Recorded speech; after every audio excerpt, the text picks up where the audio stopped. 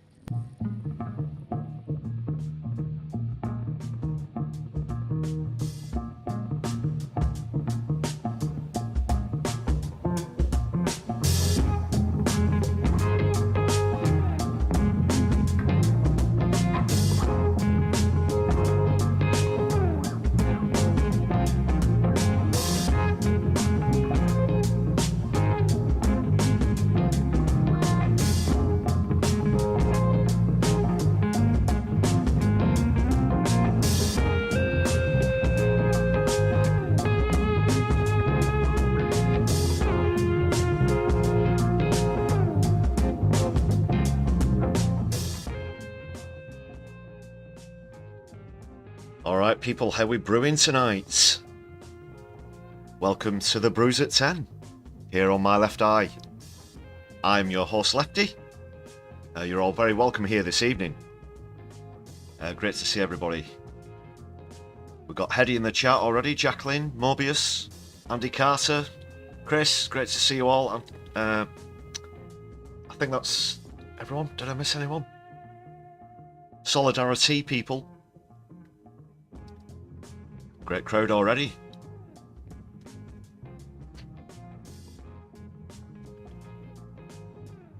Great to see you. First Brews at 10 of the week. I've been a little tied up last couple of days, so it's great to be with you for another PMQs. Brews at 10, of course, with it being Wednesday. And I'm not doing too bad. I am slightly struggling to choose the right adjectives. I'm very angry tonight, people, in a certain sense, although it's great to see you. Specifically around the Trump-Netanyahu news conference yesterday, which I'm sure you've heard a lot about already. It was quite unbelievable. And that will be one of the other topics tonight. PMQs.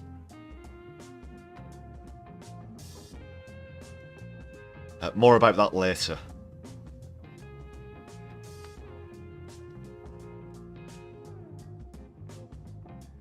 Chris, you remember being tied up once, but that was another story. Well, if there's a subreddit or something, you must let us know, or a thread on some social media. Please do divulge as well as you can. Yeah, it's good to see. It looks like you're brewing well.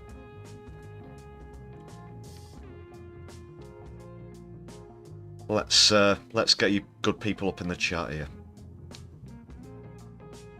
Let's just make a quick adjustment. Let's make some room. Let's make some room for these fine people, the brew crew.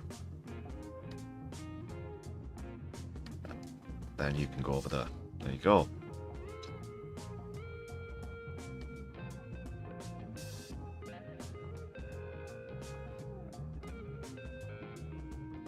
Kit's on board as well, great to see you again. How have you been this week? Thank you for throwing up the Palestine flags as well, everybody. Yeah, that was quite something. Personally, it wasn't a very good idea watching that shortly before I went to bed last night. Didn't exactly do wonders to relax the mind.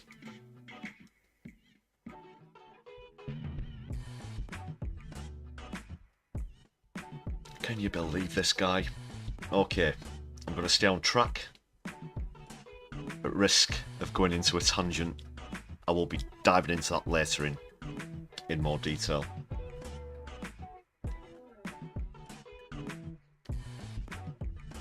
Hope you like the little clip at the intro as well.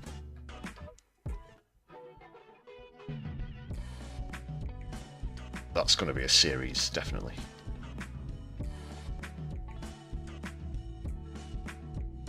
More on Trump and Musk's batshit crazy corner later.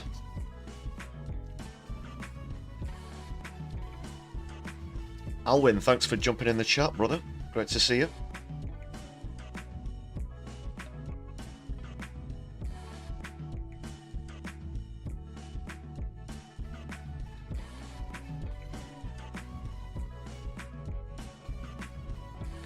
So what else do we have coming up? There are a few more bits and pieces. There is something I need to bring to your attention as well, a news story. It's with everything that's been going on, it's not exactly been headline news, but it's something that we do have to look at and consider before we go into PMQs itself. It might be significant.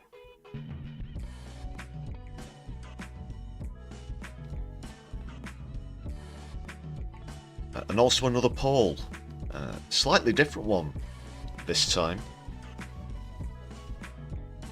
Do throw up polls now and then. Normally concerns constituency or general election voting, or for a region. I think the last one we did was for Scotland, was it? As a region. Something a bit different this time. It's all about voting systems. So we're taking a look at that as well after PMQs.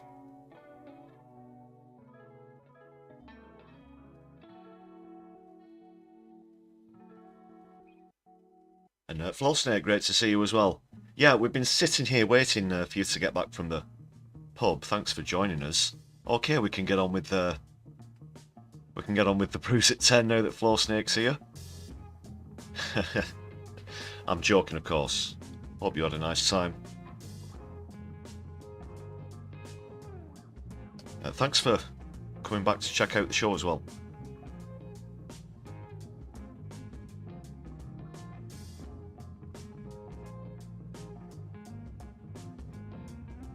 So a few more bits and pieces to tuck into later. Hope you've all got a nice warm cup of Solidari-Tea. For anyone who's not familiar with the Brews at 10, we do like to throw in a few tea puns.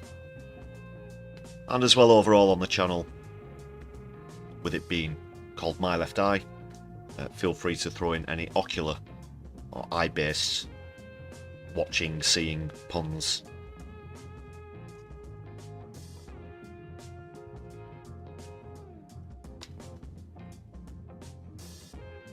Yes, please do so, it will. That is at your own discretion, not a person called Will, if you're wondering who they are. Okay, ladies and gentlemen, brothers and sisters, they, thems, and comrades alike. I'm just going to remove the chat for a brief moment while I give a very special thanks to a very special bunch, I should say. The channel members. Yeah, really appreciate your support in helping keeping the channel going. Thanks to every single one of you. If you want to join this list of incredible people, the Brew Crew, it's just 99 pence. Some perks for you to enjoy, including static emojis. You can use those on the live streams. There's some exclusive content out there as well.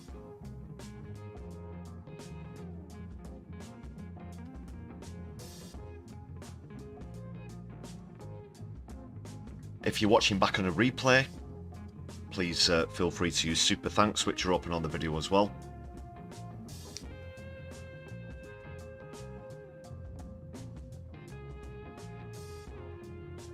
Super chats are also open for anyone listening live, so thanks a lot for all of your support.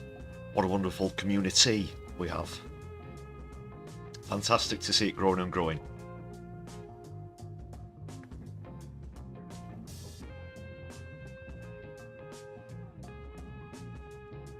Oh, Hedy, I dare say that Elon Musk might be coming up on the live stream as well, yes.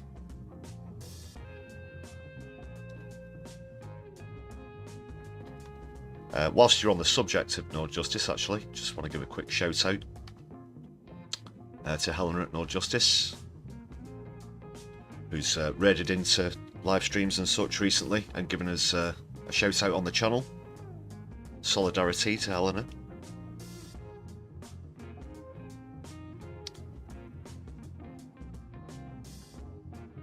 Also, I'm sure you're all familiar with Helena at No Justice, most of you listening live. But if you're not or watching back on a replay, please do check them out at No Justice MTG. And Andy Carter, thanks a lot for the gifted membership. Looks like that's gone through nice and clean. A couple of bugs in the work recently, but that looks to have gone through. Thanks for that, brother. Solidarity. That's wonderful, actually, to confirm that that's gone through. Oh, also on the subject, from tea to coffee, just briefly. Thanks to those of you recently who, in lieu of not being able to gift memberships temporarily, I should add, went on to the Buy Me a Coffee page, which I haven't plugged yet, actually. I forgot to do that earlier. Good excuse to plug the Buy Me a Coffee page as well. But thanks to those of you who chose that alternative.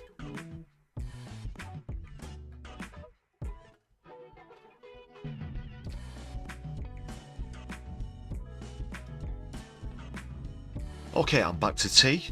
Just click the return switch. And Kit, thanks a lot for another gifted membership. Great stuff. Solidarity to you as well. Thanks for the support. Always worth double checking. Yeah, always worth double checking. Thanks a lot.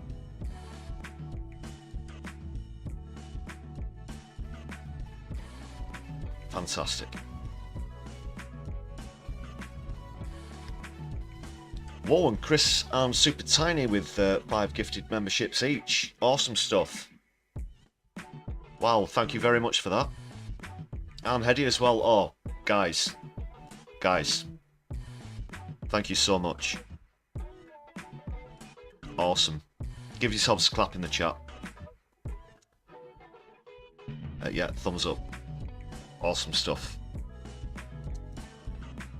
I know this is a faceless channel, but you'd have seen me giving you the thumbs up there. Thank you very much.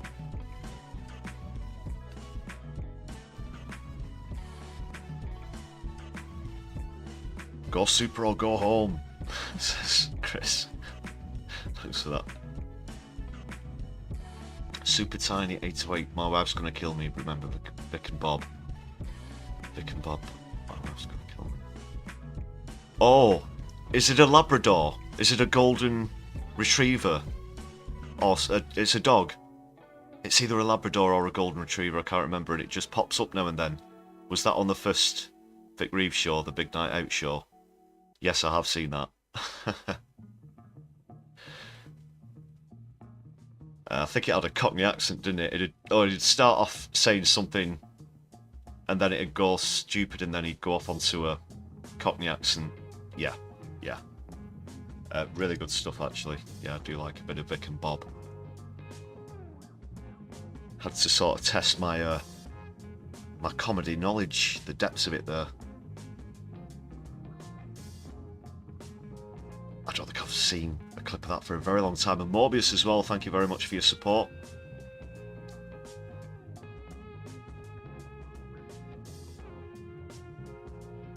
And Palestine flags as well. Fantastic. What a great start to the stream. Thanks a lot, everyone. Dive into PMQs very shortly.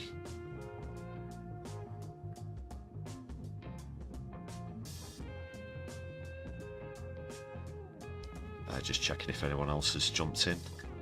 The chat was moving a little quickly there. And the chat seems to be running nice and smooth as well, so that's another sort of bug in the works ironed out. We progress as we go, people. That is to say, we are progressive, but I guess these days people call that woke.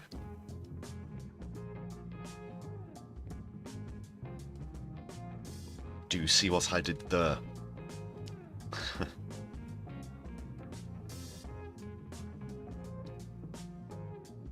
Quality streaming, yes kids, quality streaming, and a quality audience as well, I do have to say. Great community. Ever growing, ever forward.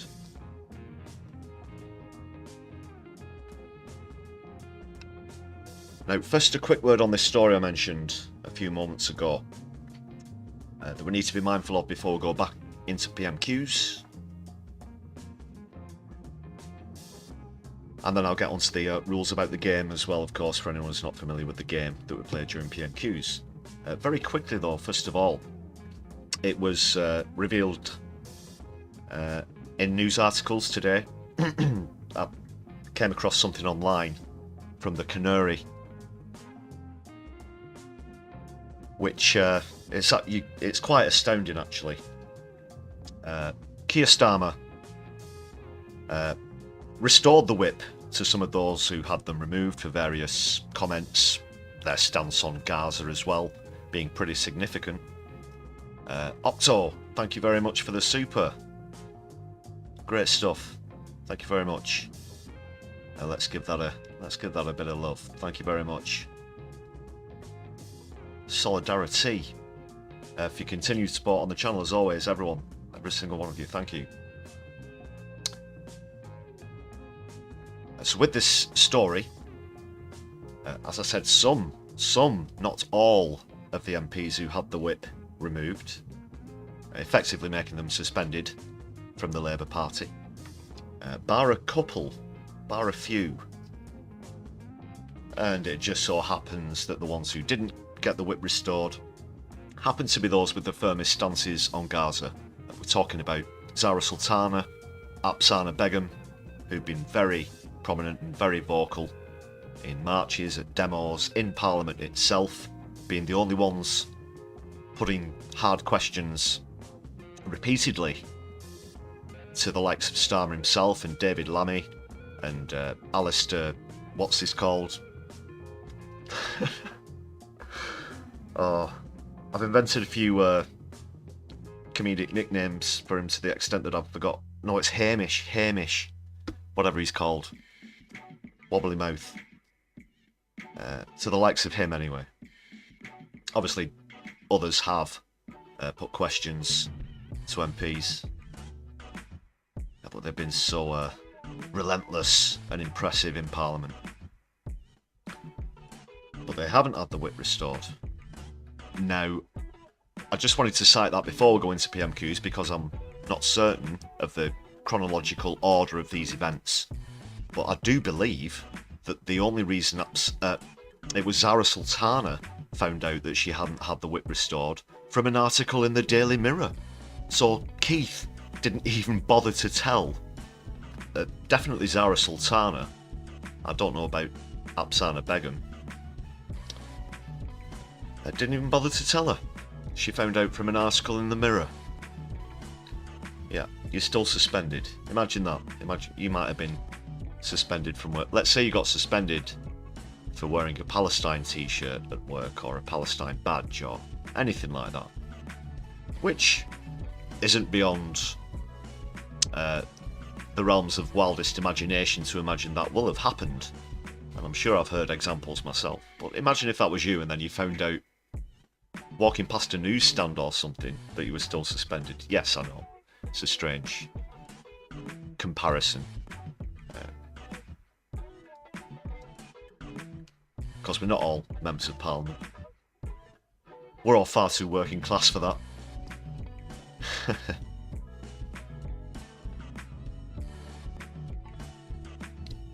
And another set of gifted memberships. Thank you very much, James Holmes. Bravo indeed. Solidari-Tea, James. That's very kind of you.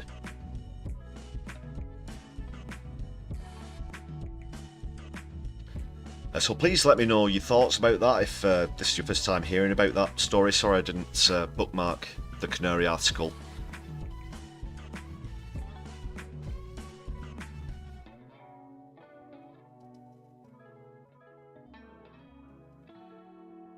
Ah, that's a good point, Octor. Who got them? Who got them? We've not seen the... Oh. Let's just scroll back up.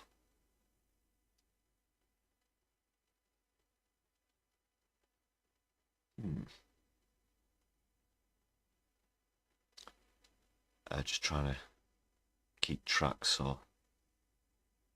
Super time. Just checking that everybody's gifted membership's gone through. Ah, Andy Carter. Might that be the case? So, no, I'm not blaming you, Andy. You just pointed out in the chat, I mean, that there may be a limit. Okay. Wasn't not aware of that. Is that to do with the frequency or total?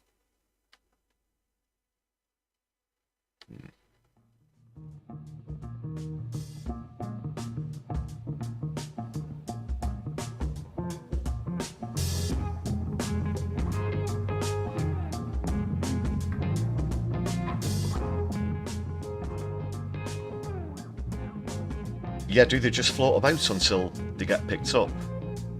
It's my understanding that they select a group of random subscribers to the channel, but very pleased to say currently I have over 3,300 subscribers on the channel, so while your contributions have been very generous tonight, I'm sure that they've not exceeded that amount in terms of, I know they said GDP then, GBP. The Great British Pound. That's what we need. A strong pound, and we need to stop these people growing their hair and acting like bloody communists. Sorry, I went all GB News / Nick Ferrari there.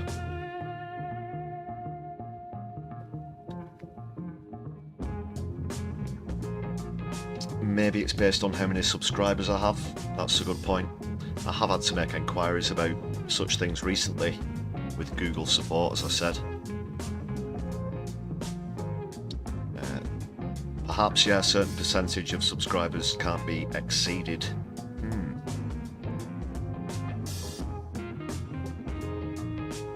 Good point there, Morbius. They do, obviously, they're capped at 50. Well,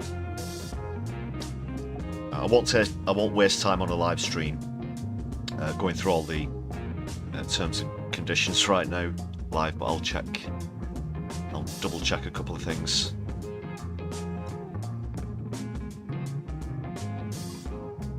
Or you can always go super, like Octo says. Generally, I should explain, if the names of the recipients don't appear underneath the gifted memberships, then generally they are being refunded. They're not going through, and whatever means used to pay for them, you should have had you should get a refund for the amount. Go super misses.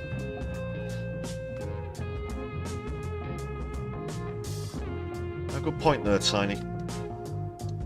There's no limit to love.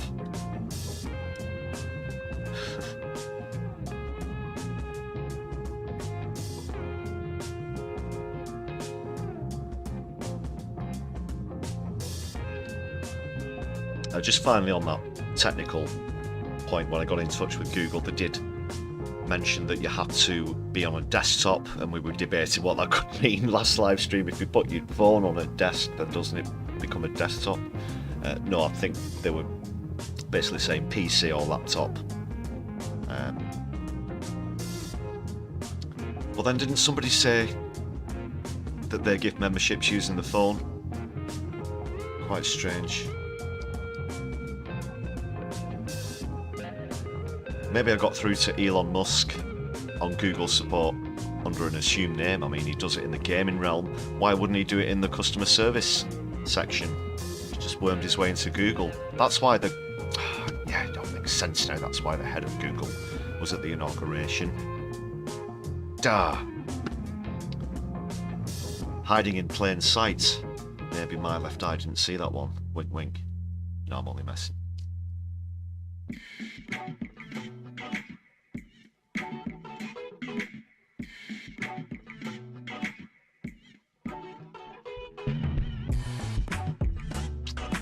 Super Tiny, good suggestion there, riding an e-bike. I've got a scooter, got an e-scooter myself. Out the way, mother... My left eye's coming through.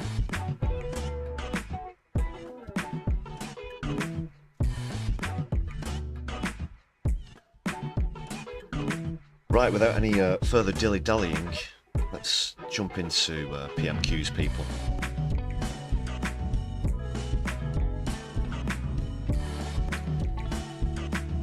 Yeah, Andy. Those blooming commies with their tea-based puns and the gifted memberships.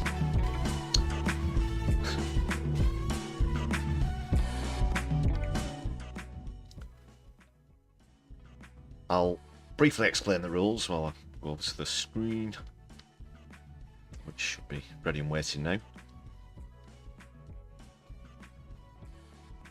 I've kept the competitors the same, although this will be changes last time out. So it's a one versus one contest, 1v1,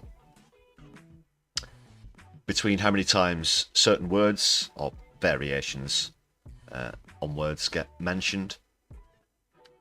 And the first one I should introduce is the latest challenger, which is change. So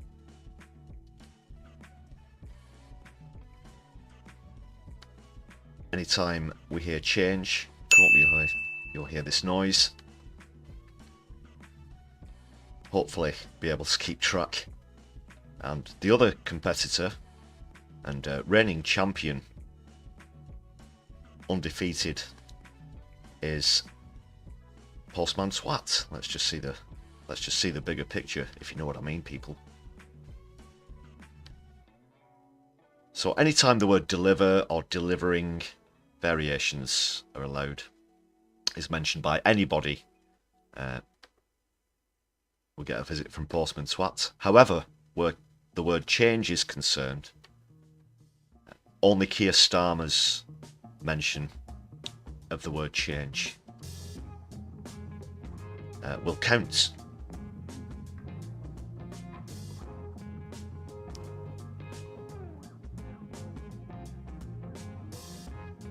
Okay, so I hope we're all clear on the rules there. Let's just get the scores up.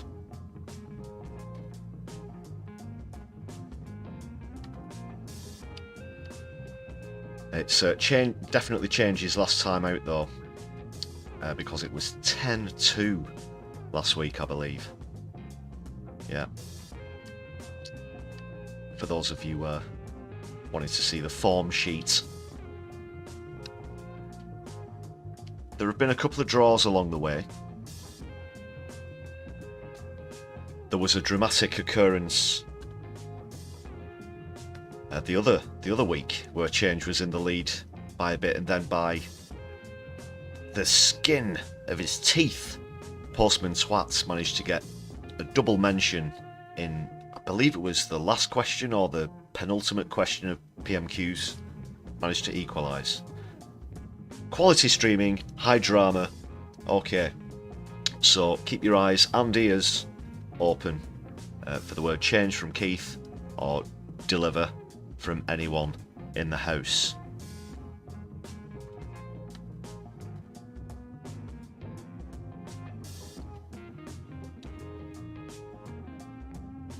I'll turn the background music down and we'll get into things.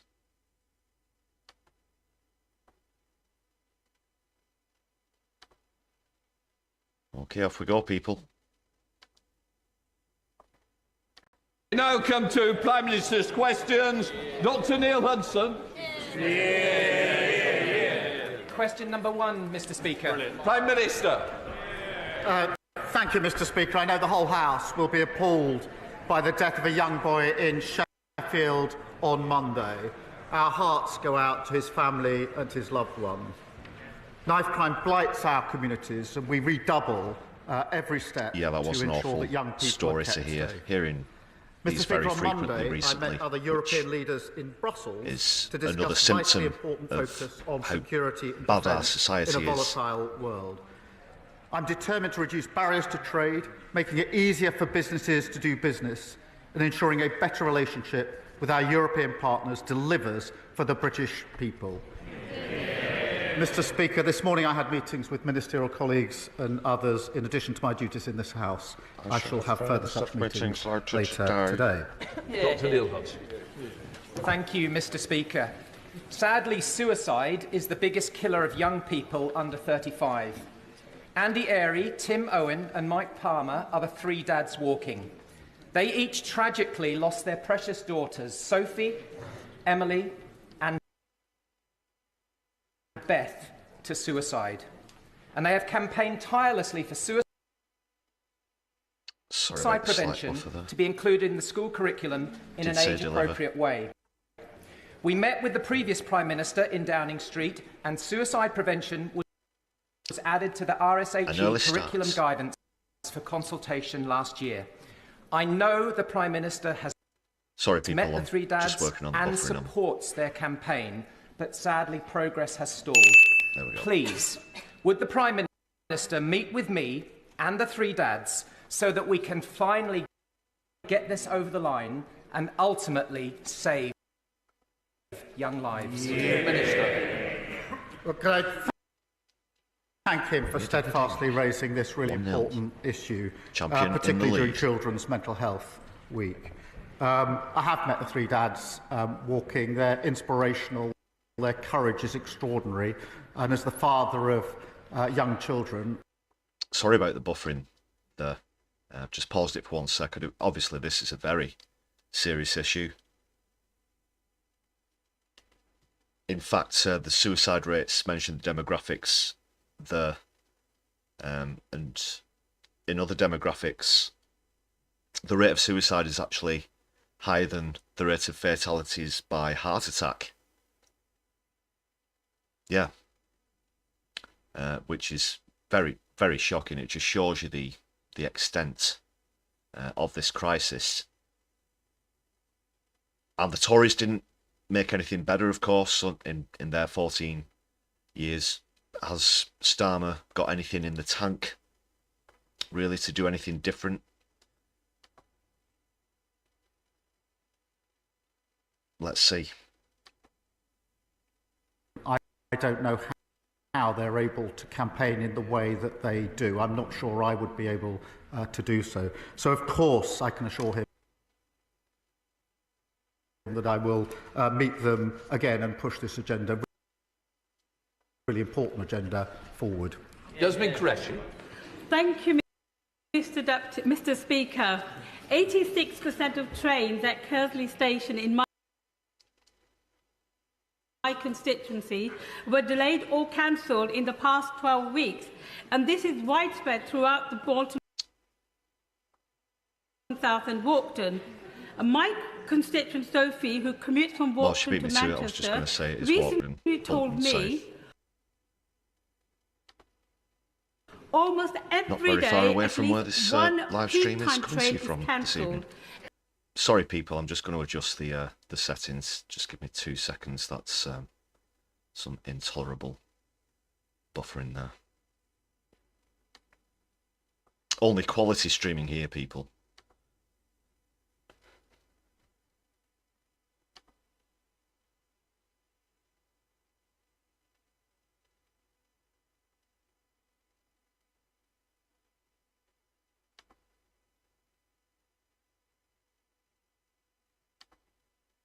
Let's see what we do there.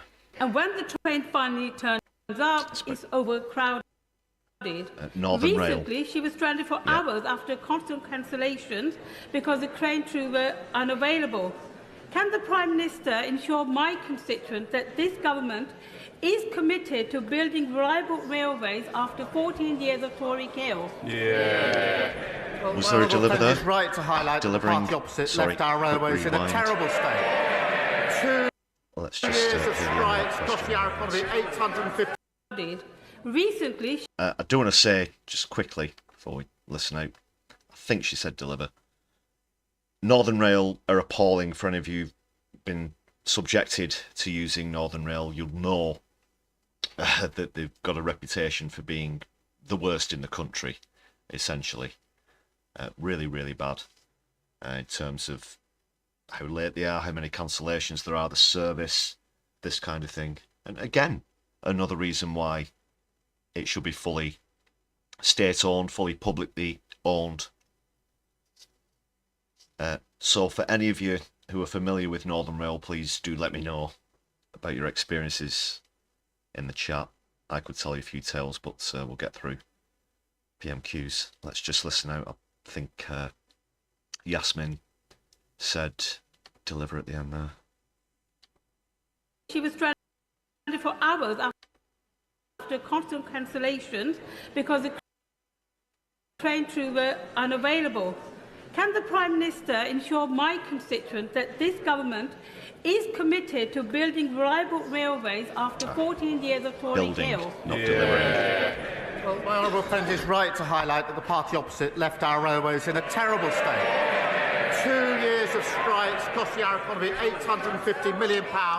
And this man lied about wanting to nationalise them to get to be leader of the opposition and then Prime Minister. To focus relentlessly on passengers and to clamp down on delays and cancellation. And I'm pleased, Mr. Speaker, that well, give it back to us then, Keith. Give it back to us, the people. In its fleet to deliver 450 new Deliver. trains, many more comfortable, reliable journeys for her constituents. Leader of the opposition, Kemi Bergenhoff. Mr. Speaker, when Labour negotiates, our country loses. Yesterday, we heard the government offered £18 billion for Mauritius to take our territory in the Chagos Islands. This is money that belongs to our children and their children. This is an immoral surrender, so North London lawyers can boast at their dinner parties.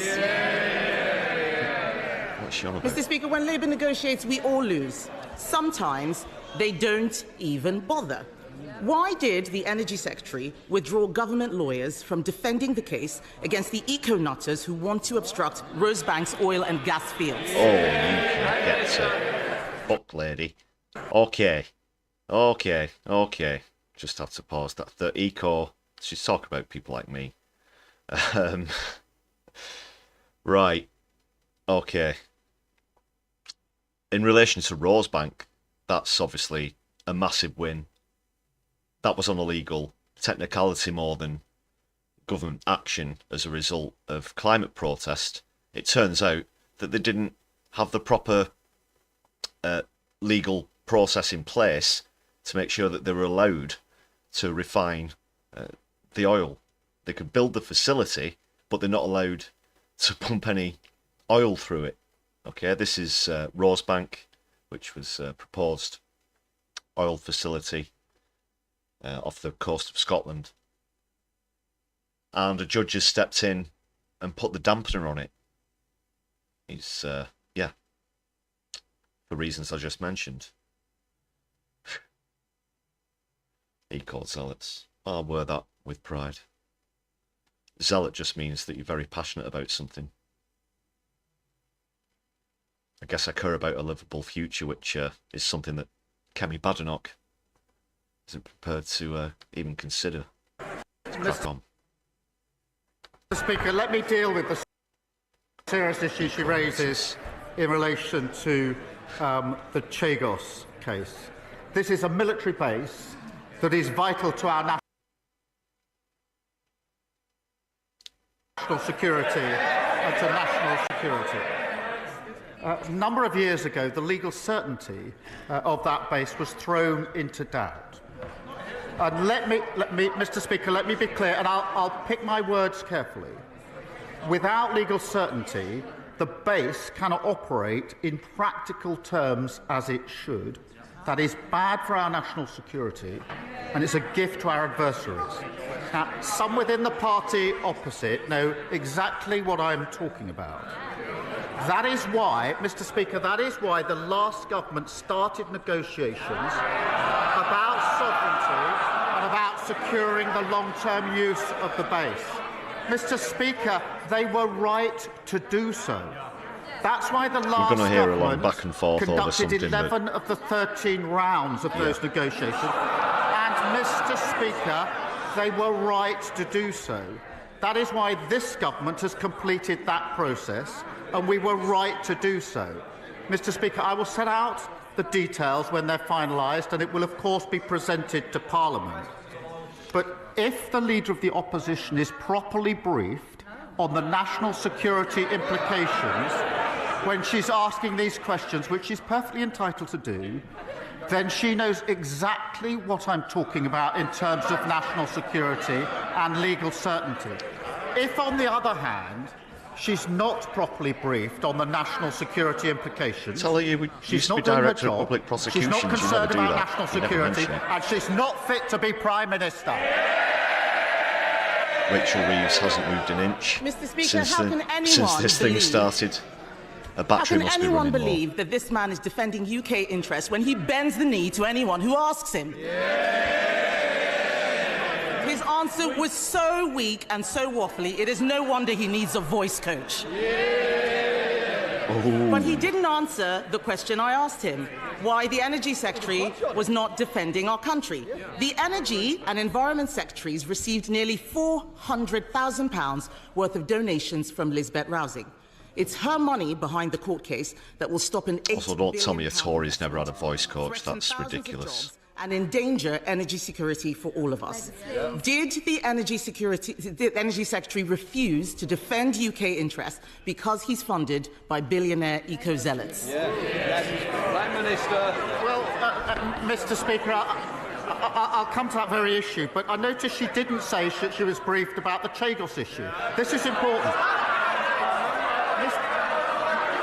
I think Rachel Reeves just blinked there. When she became Leader of the Opposition, First time I've seen her move. I said to her that I would give her a briefing on any national security issue if she asked for it. That's very important to the way that we run our... We're in one of these She has not slight asked for a briefing on the... voids that happens at PMQs now. It's between Badenoch and Keir In Starmer. relation to oil and gas, it'll be part of our energy supply for many years to come. We've been absolutely clear about that. But we are going through a transition. It's important because that transition to renewable energy will give us lower bills, energy security, take Putin's foot off our throat, and it's good for the national interest.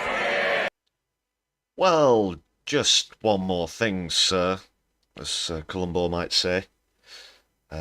First of all, I'll be getting on to GB Energy later and how, under Starmer, it's pretty much turning into an absolute shit show, as you might imagine. An instant reduction in people's bills on account of a transition to renewable energy is possible. It can be done very quickly, it can be done very cheaply. I'll reveal more later on as well. There was just one other thing you mentioned there. What was it? I wanted to point out. I'll just go back a couple of seconds. Sorry, I was just scrolling through the chat while I did that. Years to come. We've been absolutely clear about that. But we are going through a transition. It's important because that transition to renewable energy will give us lower bills, energy security, take Putin's foot off our throat, and it's good for the national interest. Yeah, the Putin thing. Again, I can't believe that he's tried to bring that debunked argument up again. Prior to Russia invading Ukraine and the conflict there starting as it still goes on. We received 4% of our natural gas from Russia. Just 4%. So that's far from them having their foot on our throats, as I think he described it there. And that's been used as an excuse for so many other things as well. This, we don't want to be at the whim of Vladimir Putin. 4%. What will we do without this 4%? And long debunked, Keith. Very, pretty desperate, even by his standards. This is on both sides. Turn into one of those desperate voids, like I said. Hopefully we'll get out of it soon. Mr. Speaker, this is a weak answer because he doesn't know what is going on.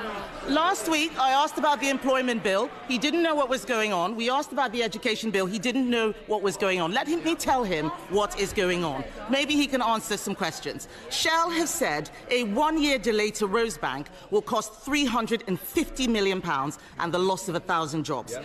Equinor has said a two-year delay to Jackdaw will cost £800 million. Yep. The only benefit I can give them jobs in renewable energy. To Labour ministers. At a time of war in Europe, threatened energy security, increased competition from the US and elsewhere, we should be getting British oil and gas out of the ground.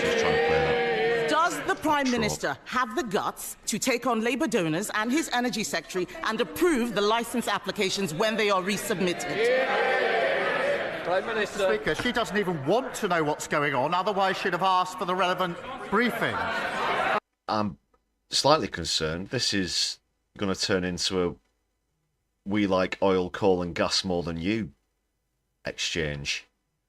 That certainly seems to be Badenoch's position, not even acknowledging any required transition to renewables. Not that you'd expect many Tories to, although there have been a few. She knows the position on Rosebank. She knows the court case that has meant that the licence has got to be reviewed. There's a process that's got to be gone through in the proper way. She understands that, but yet again she's proving all she can do is student politics and playing party politics. Oh God, student politics. What's that supposed to be? Mr. Speaker, essentially, I am speaking on behalf of the people of this country. When Labour negotiates, our country loses. When Labour negotiates, our country loses. And she's trying to milk this for more than it's worth, really. He's talking about bringing growth and investment. Last week, he lost a She's trying to milk this for more than it's worth. A judge has ruled that they are not allowed to do that. Do you know about the difference between the judiciary and the executive, Kemi? Or do I have to get the puppets out and explain it? Business is sock abandoning puppets. the North Sea because of his decisions. One of them's going to be the owner of Shell, the other one's going to be Keir Starmer. As she knows, AstraZeneca was a commercial decision. She must understand that. But, Mr. Speaker, all she does is come here every week, carping from the sidelines, talking our country down. We've got the highest investment for 19 years. PwC say the second best place to invest in the world. The IMF has upgraded growth. Wages are up. Inflation is down. There's more to do. Reforming planning and regulation. Building new homes. Supporting a runway, the third runway at Heathrow.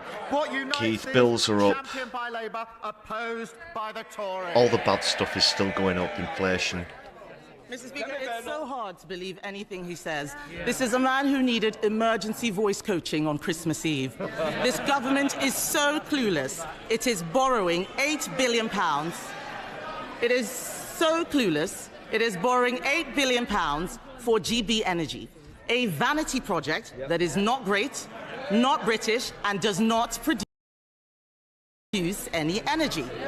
Its own chairman, Mr. Speaker,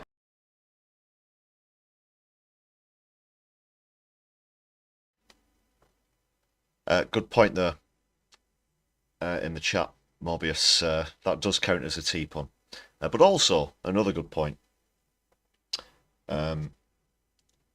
where were we there in this little exchange between Keith and Kemi Badenoch? Just go back a couple of seconds. Something that came up there. It is so clueless. It is borrowing £8 billion for GB Energy, a vanity project that is not great, not British, and does not produce any energy. When it was first conceived, under Corbyn, of course, GB Energy was all about nationalisation, was all about transitioning over to renewables, and this was when we had a lot more time to do so before we globally reached tipping points and so on, many of which we've already surpassed. The 1.5 degree thing I'm sure you've heard about recently, as well as a global average temperature rise. But that concept has now been appropriated, stolen by Keith, bastardised to a certain extent, and just become really lame, just essentially deflated the whole thing. The concept of it, when it started, was very good, and we're going to find out later just exactly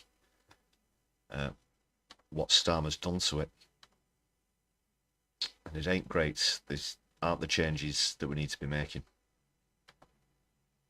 Its own chairman, Mr. Speaker, admitted it will take 20 years to create just 1,000 jobs.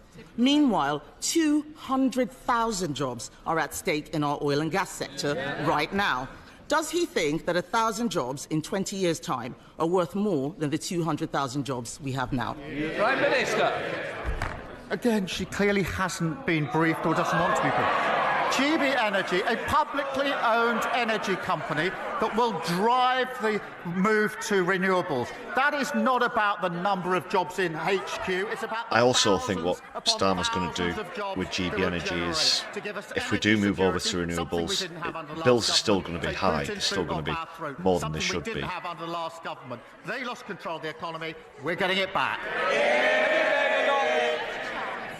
He can waffle as long as he likes, Mr. Speaker. But we know that Labour promised to bring energy bills down by 300... I want to say as well, very quickly, on the argument about jobs, I think Kemi Badenoch mentioned 200,000 jobs there, for example. If you have focused your economy and a lot of jobs, therefore, on a certain thing, and that certain thing is not sustainable, it is finite, then that is folly, and you're just essentially sowing the seeds of your own demise. If the core of the economic structure of the country relies on oil, coal and gas, things that will run out eventually, then it's no excuse that 200,000 people are employed by these industries, that they're going to lose the jobs. If you want another comparison, let's say, for example, in the example of warfare, okay?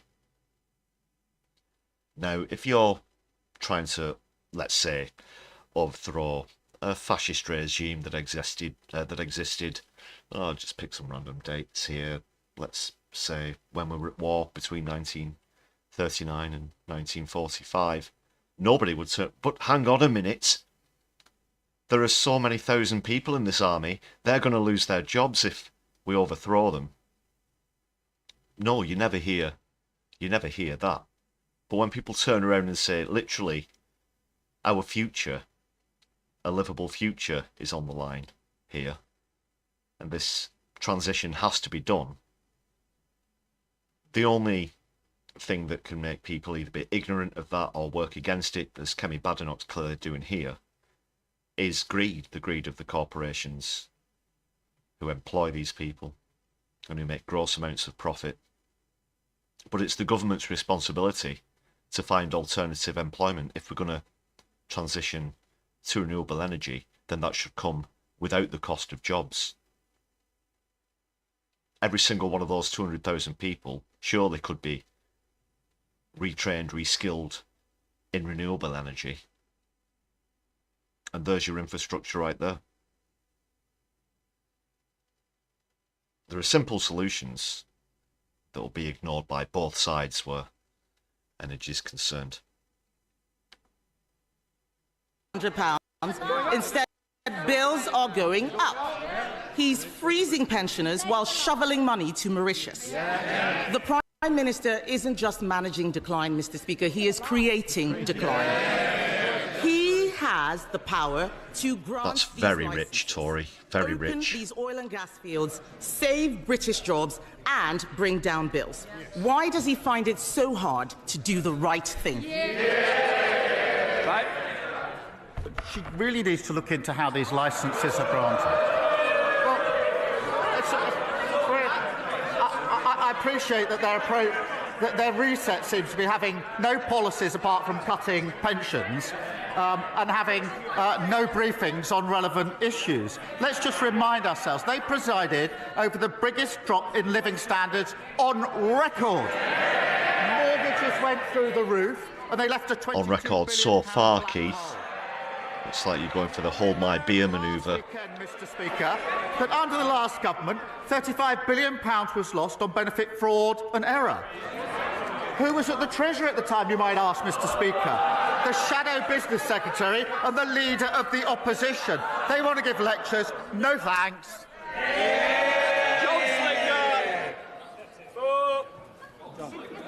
Thank you, Mr. Speaker. Thank you, Mr. Speaker. The honourable member for Clacton says that his party is, and I quote, open to anything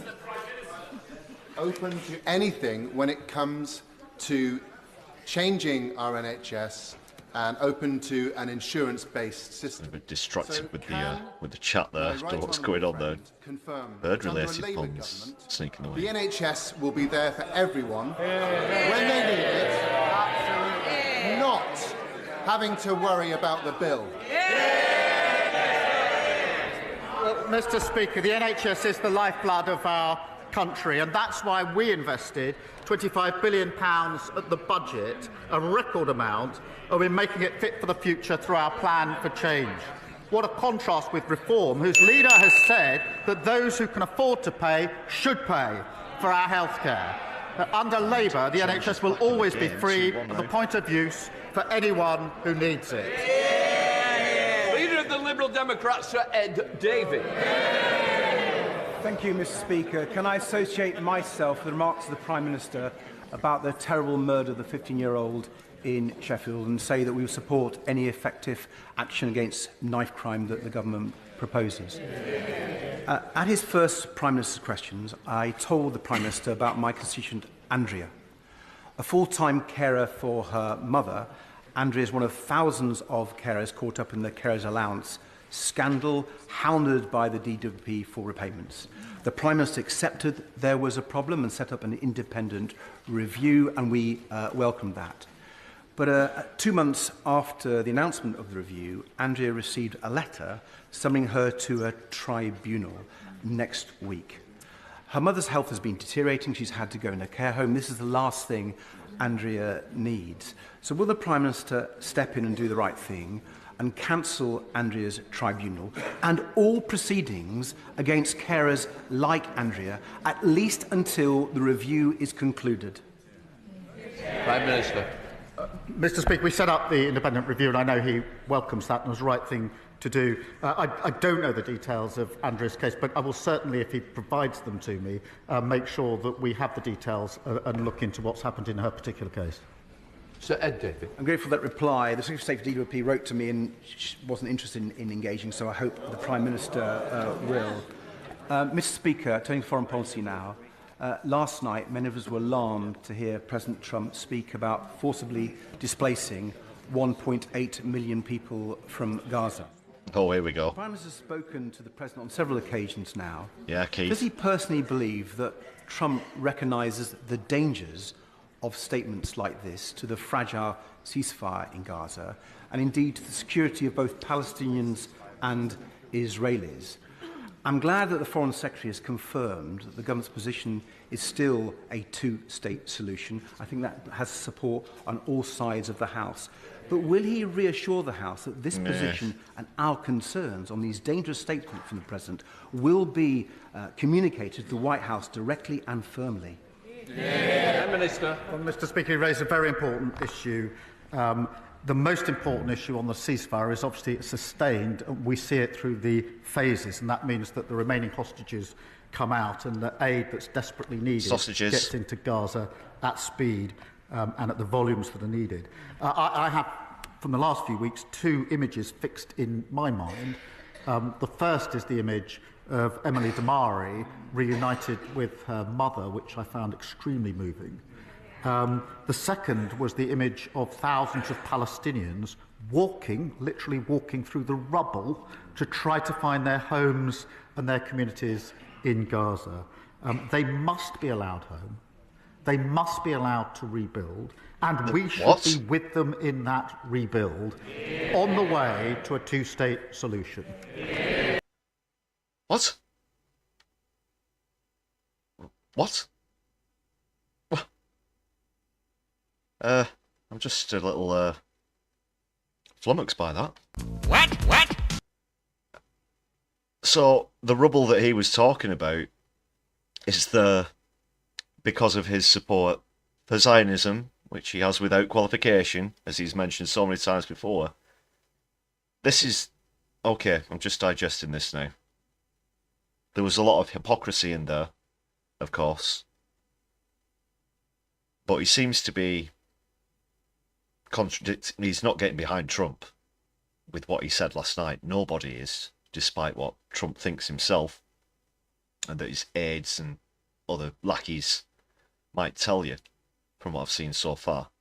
To say that they must return home at the same time as declaring his open Zionism, and for everything that he's done in his relationship with Netanyahu and so on and so forth, is pretty. You can see Diana, but is looking quite pensive. She's outspoken about this subject herself. What do you make of that?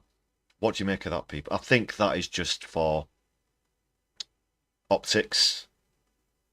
Genuinely, we all know that he supports Israel. He supports an illegal occupation. He has excused many of the heinous acts that we know Israel have committed, not just in the last year and a half, but throughout decades. And this is the guy who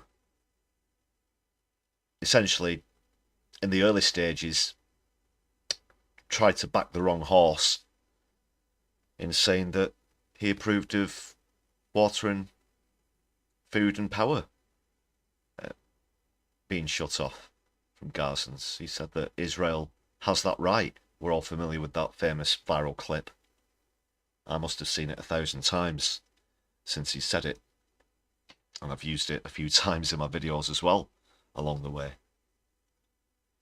That's rank hypocrisy, and I think that's very fake of Starmer, just for the PR of it. He knows now that the public opinion is heavily weighted towards support for a ceasefire in Gaza, for support for Gaza to have their land back, which is theirs by right. And what Trump said yesterday, essentially backing up an ethnic cleansing of over 2 million people. What should be over 2 million people, however, was only referred to as 1.7, 1.8 million people there. Now, that's either a miscalculation or Trump and others know something that we don't, that is, i.e. the number of people who've been killed in Gaza, which at the moment the official figure stands somewhere around 60,000. I personally am certain that it's going to exceed 100,000 when you consider those underneath the aforementioned rubble, and potentially even higher, potentially hundreds, plural, of thousands, plural again, of people, human beings, who simply want to live on their own land in peace without oppression.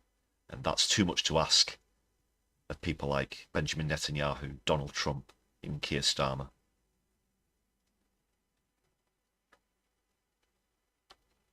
If Joe Biden had said what Donald Trump said yesterday, everybody would have been up in arms. everybody would have, especially the Republicans, would have been pointing at his mental health, his age, the kind of thing that they did before the election. But could you just imagine if it had been Biden who held the news conference with Netanyahu, what the pushback from the Republicans would have been? So that's rank hypocrisy from Keir Starmer. While it might sound supportive, I know that those are hollow sentiments. I'm certain that he hasn't had a sudden change of heart. And while I've not seen a direct source of this, I saw a couple of comments and posts earlier on social media concerning David Lammy, who apparently seems to think that Donald Trump might be heading in the right direction. I'm not sure about that, like I said. So, quite a strange response there from Keith. Still digesting that. Let's get going. Patricia Ferguson. Thank you, Mr. Speaker. The announcement of a third runway at Heathrow is obviously a massive boost to growth in the economy. No. Does my right honourable friend agree with me that it is important that it might not even be running until the 2050s? Around the UK, and will he therefore agree to ask? It also won't get us anywhere near our climate commitments, our legally binding climate commitments. Relevant minister to meet with me and other Glasgow MPs and with the Chamber of Commerce to discuss the possibility of a new supply chain hub being created in the city where materials for Heathrow's expansion could be reassembled. Prime Minister. Well, Mr. Speaker, she's right. The new runway at Heathrow can boost economic growth across the whole of the country. It would boost the economy by billions and create over 100,000 jobs across the UK. What, in 30 years? Of the economic benefit potentially. Outside London what state's the climate going to be in by the 2040s, 2050s? Mind your neck in, Keith. Look at... Oh, now she's woken up. Now she's woken up. Rachel Reeves. Oh, she's nodding along with her own shit policies. Oh, she's smiling and everything now. See that look of approval there? That's the only time she's moved the whole bloody session so far. Oh God, what's this prick doing on my television? Television on my screen.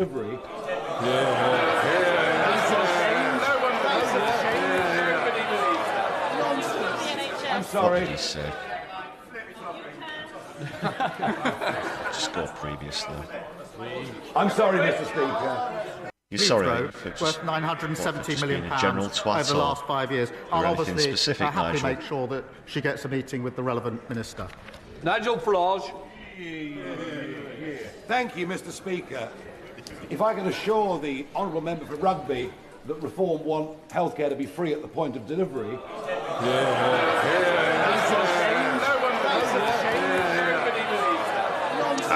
That's what the reaction was all about. There is openly backed insurance-based systems several times in the past, and referred to the one that America's got. So yeah, that's bullshit, Nigel. I'm sorry.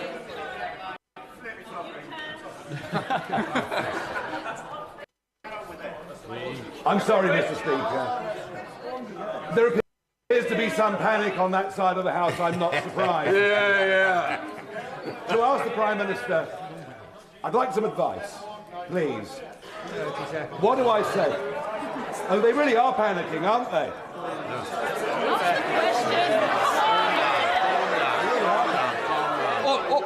Order. Are you having a conversation with Hoyle? What's going on? I want to get this question over with. All you're doing is ensuring it goes on forever. Quick question.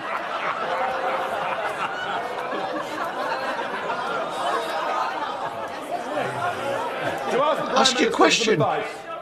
What do I say to 25,000 constituents in Clacton? You don't say anything because you're never bloody there. According to them. Well, we know anyway. Someone's an American. No, you've got to... No, we're not both standing at the same... Look, I need a quick question, then I can get you the answer. Come on.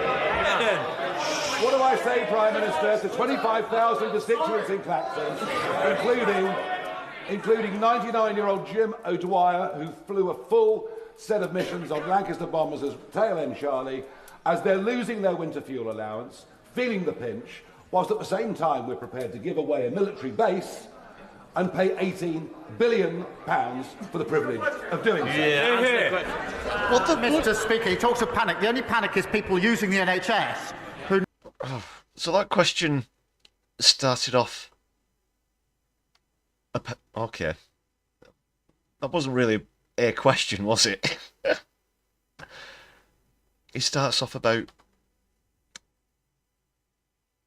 NHS being free at the point of use, and then waffles on about war nostalgia, and then something winter fuel allowance. What was the actual question?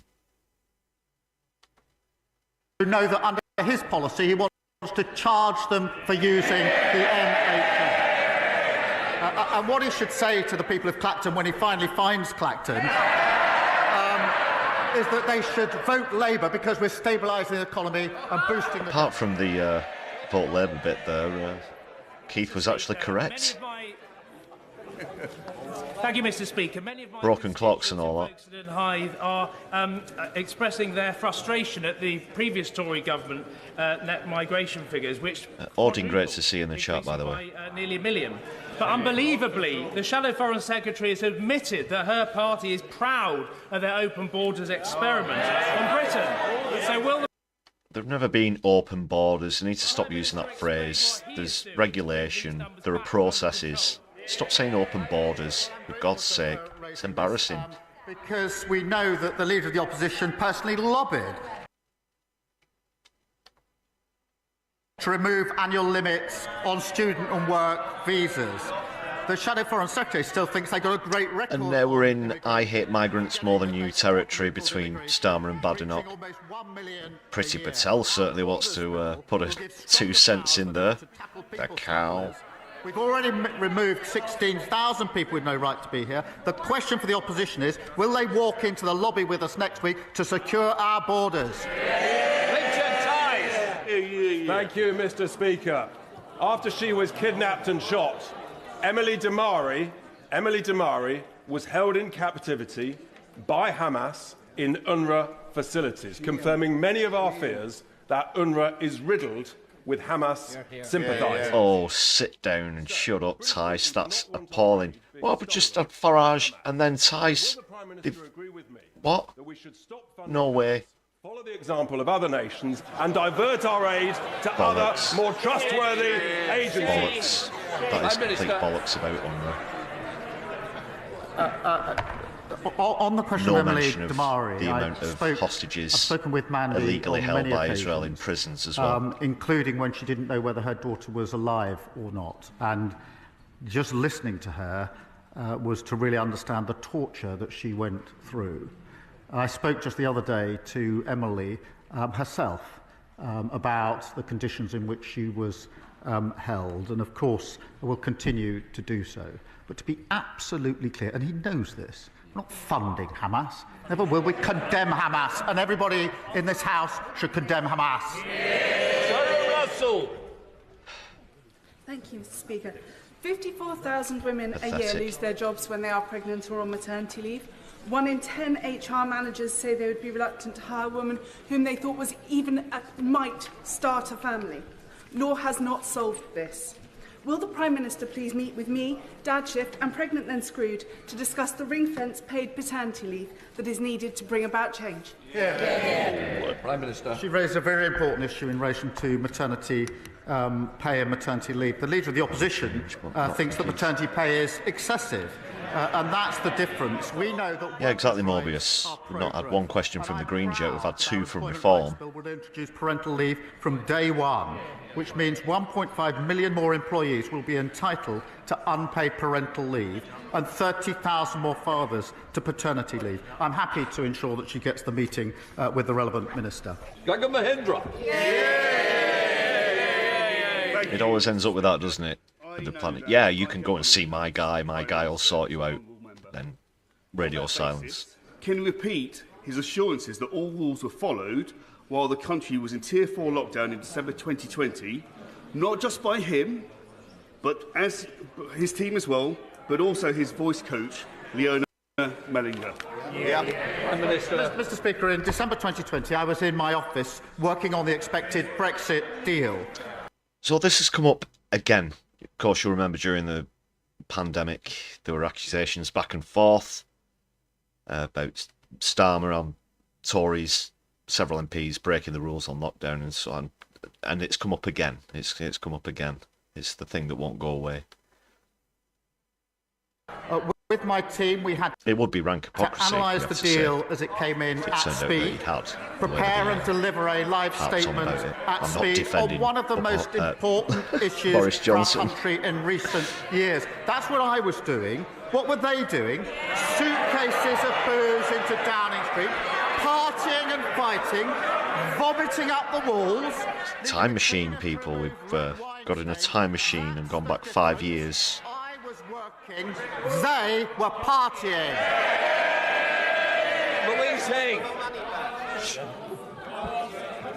Thank you, Mr. Speaker. I know the whole House will support the Prime Minister's comments. Small sec very quickly about the voice coach stuff that they mentioned about Keith. I can actually imagine, I can envisage the coach being sat there and he's got two cards, and on one it says hostages and on the other it says sausages. So again, what's our sausages not? And then he has to reply hostages or whatever. Yeah, probably actually happened, to be fair.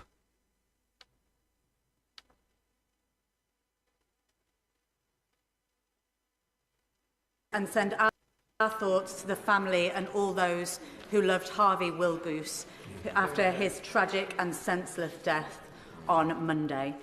I support the government's actions to tackle the sale of certain knives online, but before national media attention moves on from yet another tragic death of a young person, I know the Prime Minister will agree with me that in order to tackle the scale of the crisis engulfing too many of our communities, we need a whole system, cross-government approach to tackle the root causes of violence. Dr. Davies, welcome to the chat. Did you hear a change there? Was it Keith who said it? Was it Starmer? Prime Minister. This incident was horrific and senseless, and I thank you for raising it. I think the thoughts of the whole House are with the victims' family, friends, and the school community and the wider community who've been impacted by this. We're all grateful to the first responders, the police officers and the medical staff who attended the scene, and it's right that South Yorkshire Police are given the time and space to carry out their investigation. We do need to do everything we can to bear down on knife crime. It is too easy to get knives online. It's too easy to carry knives without proper consequences, and that's why we've made it an absolute priority in government, and I hope it's a cross-party issue to absolutely bear down on knife crime. Thanks for getting back to me about that, Doc. Yeah, it's got to be Starmer who says change. There's a condition, there's a caveat on that. Disabled children face agonising waits for essential adaptations to council housing. Well, anyone can say deliver. deliver. I have cases where delays have left people unable to use a bathroom or even access a kitchen to simply make a cup of tea. Will the Prime Minister meet with me to discuss how we can ensure councils have the funding they need urgently to build and retrofit homes to ensure that all children have the start in life they deserve? Minister. Look, can I thank him for raising this really important issue for his constituents and actually so many constituents. I'm pleased to confirm that we've put down £69 billion for councils. That's a 6.8% cash terms increase, including up to £3.7 billion in vital additional funding for social care. We've doubled the funding for the Disabled Facilities Grant, an additional £86 million, to allow 7,800 more disabled and elderly people to make improvements that enable more independent lives, and will continue to do so, working across the House. Snell. Thank you very much, Mr. Speaker. Mr. Speaker, 83 proud pottery workers woke up on Monday morning with no job. following the collapse of the 200-year-old Royal Stafford pottery firm. It is a crisis in our ceramics industry. Escalating prices for energy and fake and foreign imports is causing a real problem. So could I ask the Prime Minister if he, through his offices, can arrange for the energy companies to meet with Ceramics UK and the GMB as the voice of the workforce so we can hammer out a new deal? And can he promote, through public procurement, buying British so that proud manufacturing jobs in Stoke can be protected? Minister. Well, I'm grateful to him for raising this really important issue, and it is obviously a question of jobs, but it's also a question of identity and a sense of place. And of course, we'll work with the energy companies, and of course, we'll have the relevant meetings as he suggests. Colin Miller. Thank you, Mr. Speaker. Agnes lives in my Bicester and Woodstock constituency. In 2019, when she was 9, she was referred by her GP to Child and Adolescent Mental Health Services, CAMS. Agnes has had to wait over 9 years for an assessment for the neurodiversity that has caused her crushing mental health problems. Last year, when Agnes's dad, Jim, sought to accelerate her appointment, he was told that CAMS could not see her or prioritise her appointment, and I quote, unless Agnes is actively trying to kill herself. Jim asked me to raise this case today because he wants to ensure that no other child goes through the same experience as his daughter. Will the Prime Minister meet with Agnes, Jim and me to hear their story? Minister. Can I thank him for raising this issue in that way and pass on to Agnes and Jim just how impactful what he has said is and how important it is that he continues to raise this issue, because far too many children and young people are waiting far too long to receive the mental health support that they need, and we're determined to ensure more children and young people can access high-quality mental health support in a timely manner. Thank you, Mr. Speaker. Please.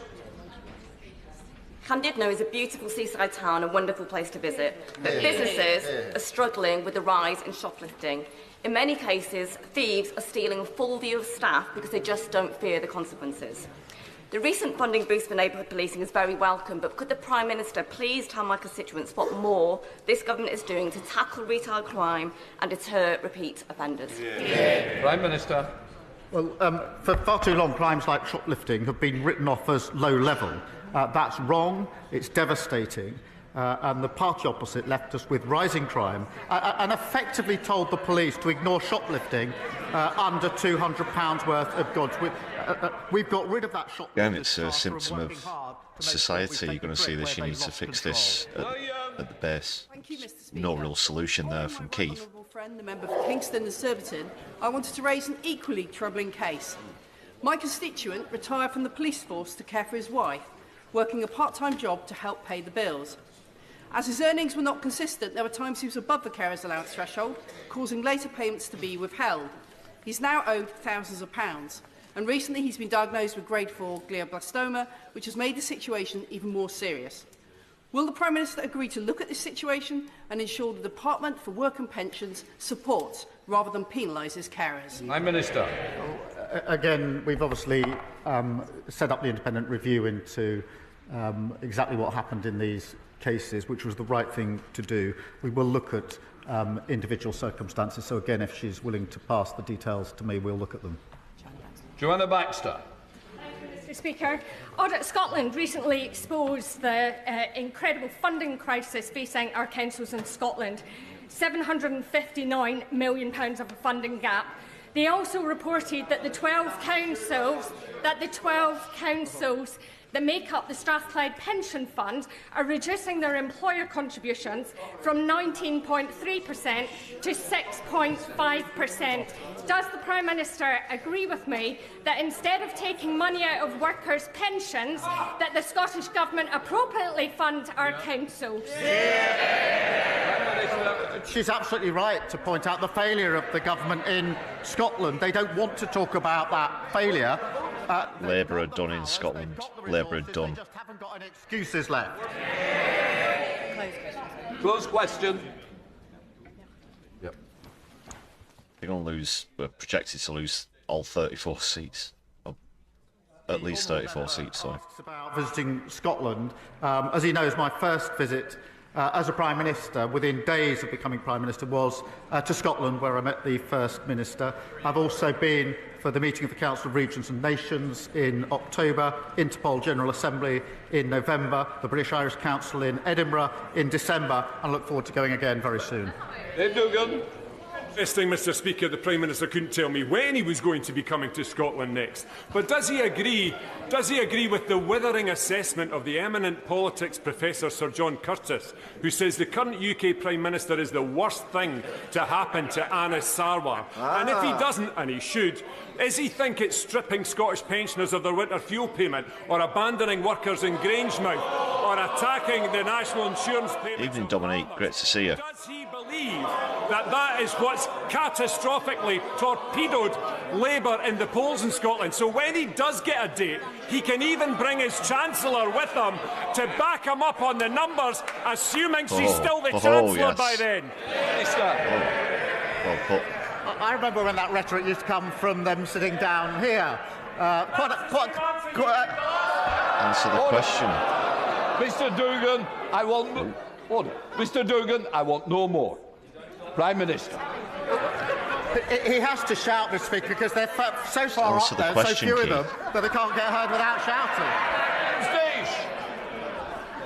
Oh, didn't even address My constituent Matthew and his mum Catherine, alongside Emma Murphy and Janet Williams, have campaigned for many years to get compensation for families affected by the epilepsy drug sodium valproate.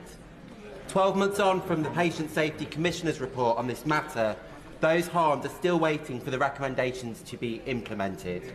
So can I ask the Prime Minister how much longer individuals and families impacted by valproate will need to wait for the clarity they seek? And will the Prime Minister arrange for the Health Minister to meet with valproate campaigners to discuss this important matter? Minister. Well, Mr. Speaker, this is obviously a really important matter. I understand the Minister for Patient Safety did meet patient groups before Christmas to hear their stories and their accounts and experiences firsthand. And we will provide an update on the Patient Safety Commissioner's report at the earliest opportunity to the House. Saoirse Eastwood. Thank you, Mr. Speaker. You're right there, Oxo. We all know how the song goes. You got to know when to hold them, when to fold them, when to walk away and when to run. And we've done all of them in Northern Ireland because the system of government that we have is a gamble. Well, I'm not prepared to roll the dice on the people of Lagan Valley who have already been without government 40% of the time. Secretary of State for Northern Ireland says he wants to stop the cycles of collapse. So do I. But don't then turn around and tell us in Northern Ireland that we can't deliver public service transformation if no steps are taken to stop the collapse.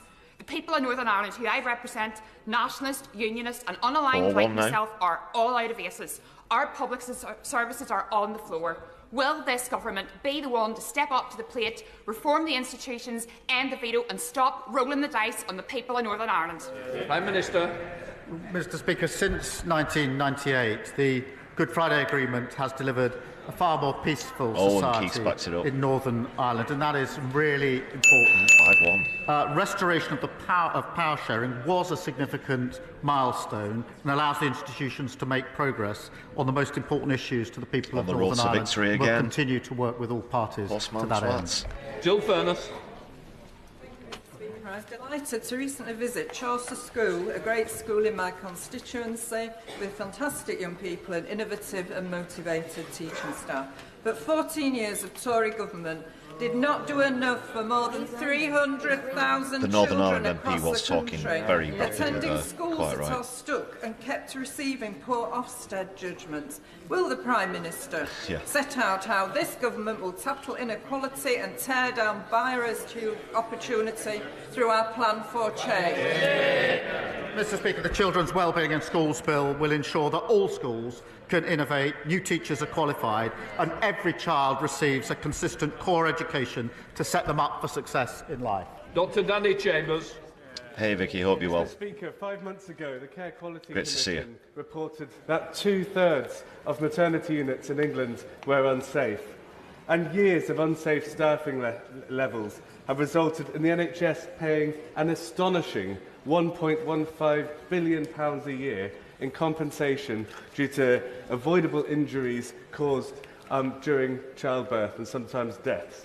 The previous Conservative government have allowed maternity services to deteriorate to the point where many consider it to be a public health crisis. Will the Prime Minister commit to improving maternity care and women's health services as a top priority, so our maternity unit in Winchester and those around the rest of the country are the safest places in the world for women to give birth? I thank him for raising this important issue. Women and babies deserve the highest standards of care through pregnancy, birth and the months that follow. We're committed to recruiting thousands of new midwives for the NHS whilst providing support to trusts failing on maternity care. Mr Speaker, we're working with the NHS as it delivers a 3-year maternity plan, which is making good progress in improving services, including for his constituents. Final question, Michael Wheeler. Mr Speaker, last week I had the opportunity to visit 2 of the local job centres that serve my constituency of Worsley and Eccles. The dedication of the staff I met to helping our local community, supporting people into work and adapting to the area's needs was inspiring. Does the Prime Minister agree with me that we must listen to their frontline experiences as we look to remove the barriers to work that keep people locked out of jobs, and will he visit these teams with me to see the work they do? Well, I thank you for his question. Our Get Britain Working White Paper sets out the biggest reforms to employment support in a generation, backed by £240 million of investment. And through our plan for change, we'll boost living standards, more secure, rewarding jobs to make work pay. Thank you, Mr Speaker. I complete Prime Minister's questions. No. A late score there. For change, unfortunately, still loses by 5-2, closer than last week. Just adjust the scores for the sake of it, for what it's worth. Good accounting. Okay, so a 5-2 victory for Postman Twat. Still the reigning undisputed champion of PMQs thus far. Well, ladies and gentlemen, brothers and sisters, good people, they, thems and comrades alike. What do you make of that?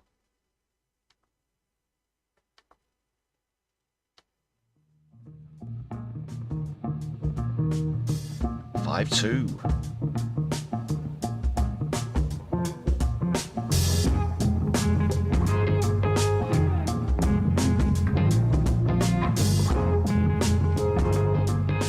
Very good, Morbius. I wonder if you did find Jonathan Goulis at the job centre yet.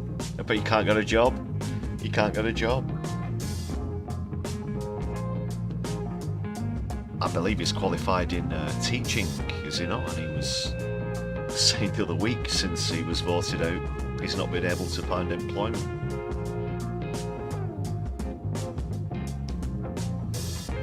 Because he's an absolute arse is one factor, and also because of all the cuts that the party he supported made. Well, hoisted by his own petard, I suppose. So there will be a new contender next week, yes. I do have something in mind, and I believe this will be a very serious challenge.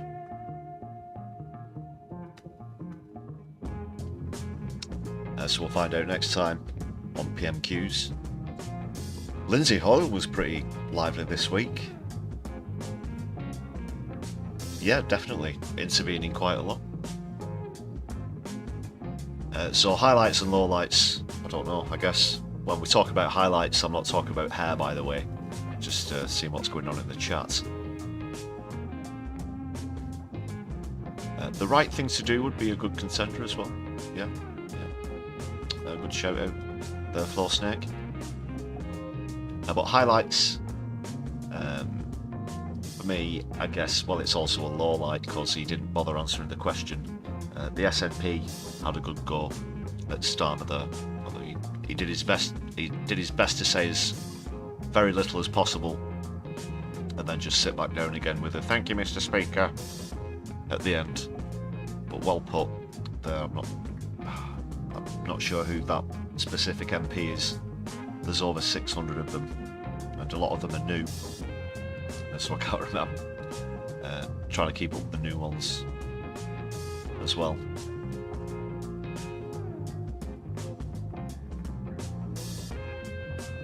quite a few topics, well, local and national, coming up there as well. I'm still staggered by that response about what Trump said yesterday.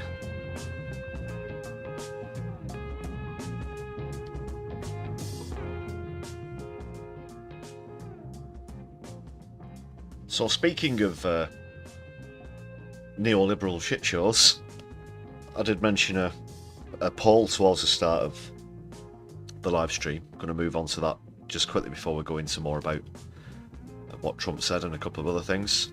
Thanks for staying with me here on the live stream, by the way. Please make sure you've hit the thumbs up button on the stream. Give us a share around your social media and all that.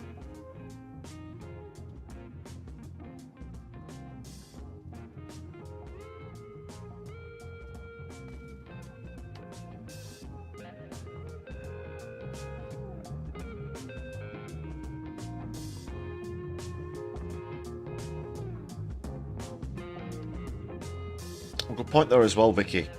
Yeah, Calvin Robinson, who was sacked recently for mimicking Musk's gesture, or recreating the same gesture that Musk did, I should say. Immediately sacked. Used to be Department of Education recruitment for teaching. Yeah, recruitment ad. Wow. Bumped into him a couple of times actually in London. He showed up at some of the JSO protests, not in support of, I should say. He was there to grift, he was there to lie. He's quite a tall fella as well actually, so he sort of stands out. He's had his hair cut now. He used to have very long sort of afro style hair, as they say. And so it was very easy to spot in a crowd. On one particular occasion, I won't say exactly where, central London, just turned around in the middle of a roadblock demonstration, and there he was with a camera, a small crew. Yeah.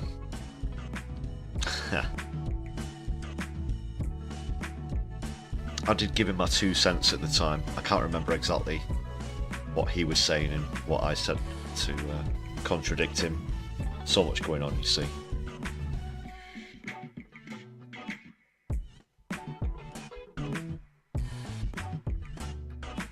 So we can get behind Jonathan Goulis in the job centre now. Right, let's have a look at this poll now. Just get rid of all the scores and whatnot. Another victory for Postman Swat. Okay, whoops, wrong one. I just want to bring up this poll. One moment.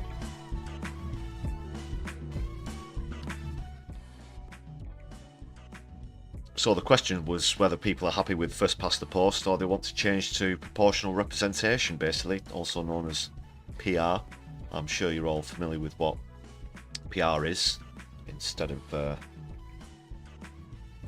votes being counted by constituency and a certain amount of constituencies required to get over the line to become elected, instead we'd have a more representative system with all of the votes across the nation counting, and that would change things up pretty significantly in terms of well, representation. I guess it's in the title.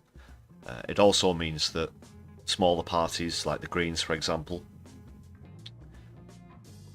would end up with more seats. Prior to the last election, I believe it was the 2019, was it the 2017? They had about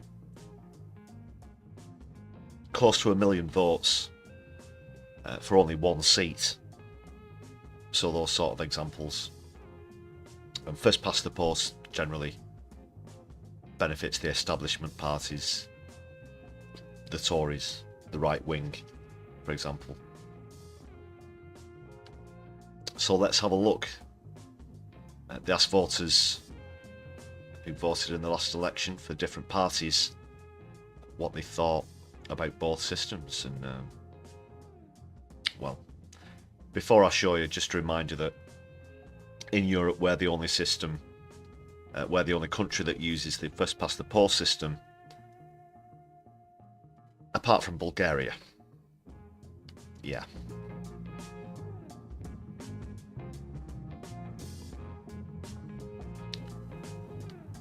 So I've just got that here.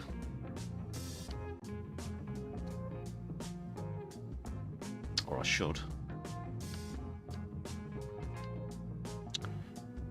Okay. Doesn't want to... Strange. Bear with me one moment, people. Okay, it's there. It should be there. I can't see it. I'm sure. Yeah, it's not come up.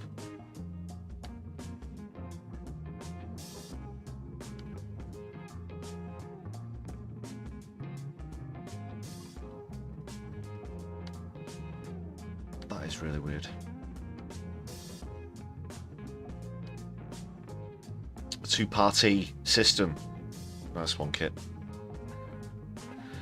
That's filling in with a pun or two while I'm just sorting this out. Sorry, I've got it queued up here and everything. It should I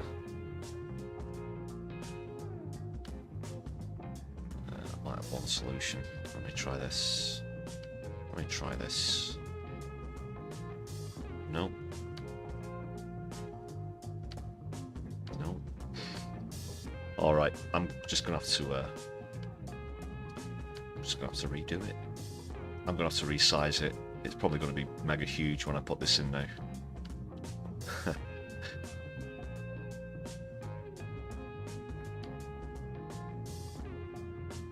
No, it doesn't want to know.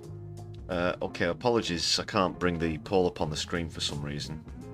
Just going to try another random thing just to check that it is only that clip that's malfunctioning. You gotta be fucking kidding. Well, it is. I do have an alternative. I'm going to find it from my original source and screen share it that way.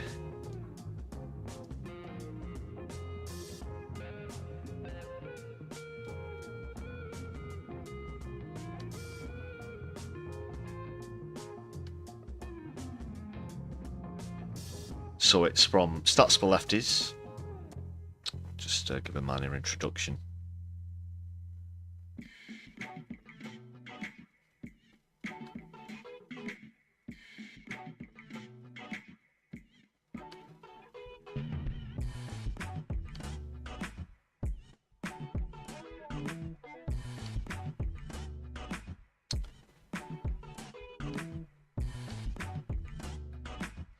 So I'm just going on the Stats for Lefties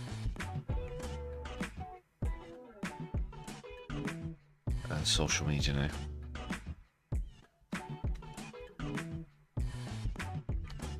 I appreciate the patience, people.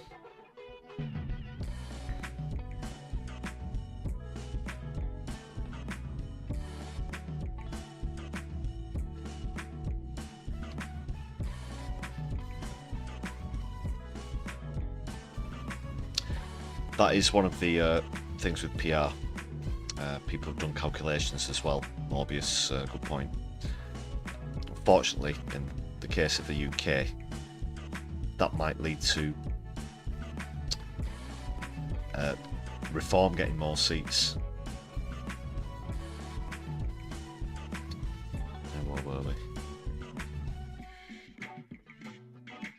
Sorry, they do put up a lot of polling stats. Definitely worth a follow. Here we go. So I'll just share the screen now.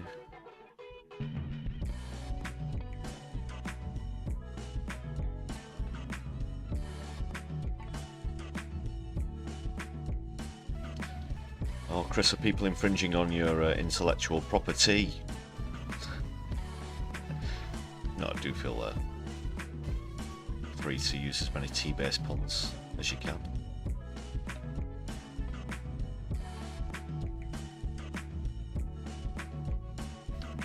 Must have been a little slow with the loading tonight. Okay.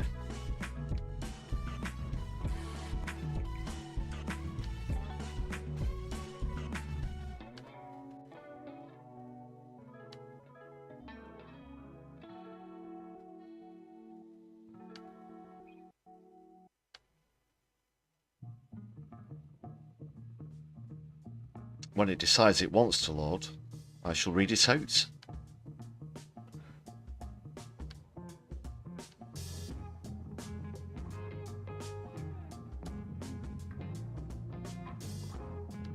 Well,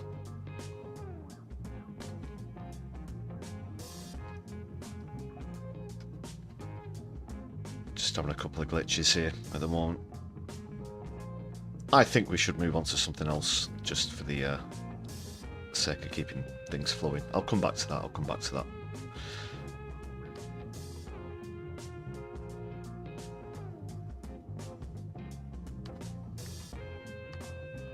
I do just want to say a few more things about Trump's statement yesterday.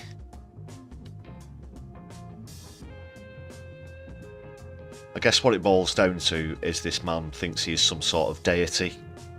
He thinks that he dictates exactly what is going to happen in other countries. He thinks that there won't be any pushback against this just because they're the United States of America. He thinks he's doing a real estate deal, essentially, where you're talking about international diplomacy. He's got no consideration for international law.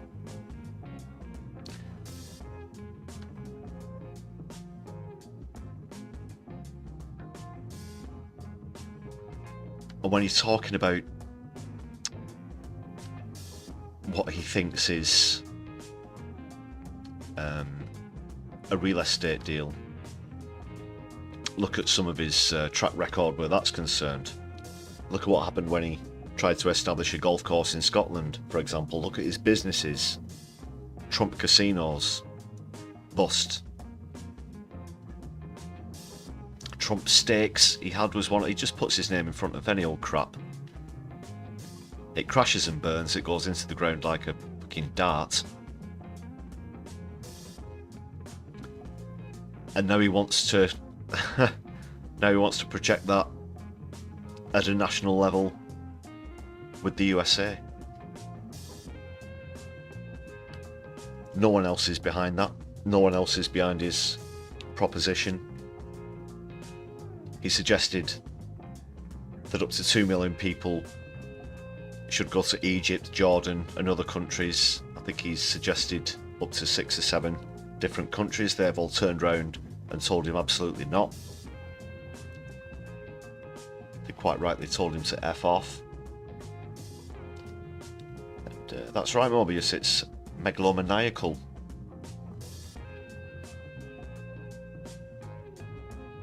It's deluded.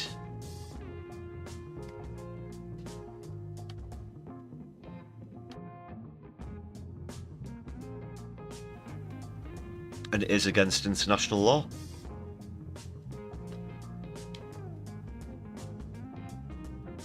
His statement, the very declaration of his intention, is a breach of international law. He thinks he can just throw ideas around as a head of state, and not just any state. We talk about the United States of America here.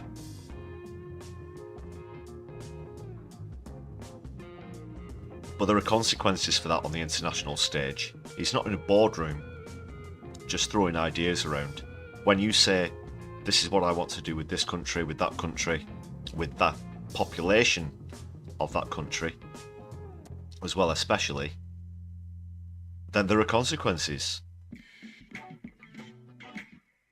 And just by coincidence, people, at the same time he's making this statement, America withdraws from the Human Rights Council, the United Nations Human Rights Council, pulling up a phony excuse which we heard mentioned by Richard Tice in the PMQs there about UNRWA.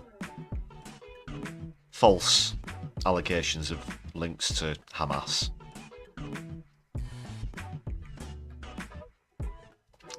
pathetic. Obviously, Israel have also followed suit, and they're out of the UN Council as well. And where the law's concerned, Israel might think that they're outside of it because they're not a signatory to the ICC. However, they are a signatory member of the United Nations.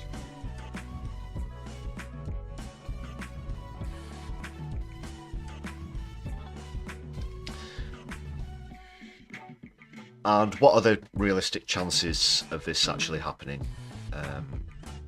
Like I said, Trump probably thinks it's, you know, inconsequential. I do think it's hyperbole, but I also don't just think. As I said, I just know that you can't suggest such things. No one's going to get behind him. He's said he wants America to contribute to the rebuilding of Gaza, but they don't want to pay for it. Yeah. Go and figure. And essentially turn Gaza into some sort of luxury resort for Israelis, similar to Dubai, is probably what he's thinking. Just lunacy. It's just beyond lunacy.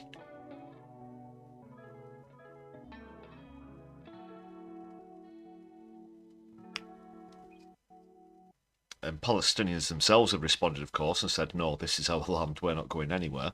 We're going home. You know, we want to return from South Gaza, where we've been kettled in the largest open-air prison in the world, and return back home. Those of us who still have any sort of structure that you could call a home, that is, we're talking about Gaza here. Something even... Oh, this is what really started... The first moment when I watched it live yesterday, that really started to make my piss boil, was where Trump described it as that is Gaza, as a demolition site, which is accurate and correct. He said that a few times. And this was the section where they were sitting down on chairs in front of an open fire. And as Trump was describing Gaza as a demolition site, pointing out that there's nothing left, Netanyahu was sat with an almost schoolboy-esque grin, smug grin on his face, this expression, which was just so telling and obvious, and also disgusting, as though he was proud of that. He looked like a school kid that's been dragged into the headmaster or headmistress's office and had the toilet graffiti recited back to them, and somehow feels, you know, proud of what they've done. But you're talking about something much graver than scrawling whatever about whoever on the wall of a stall in a toilet.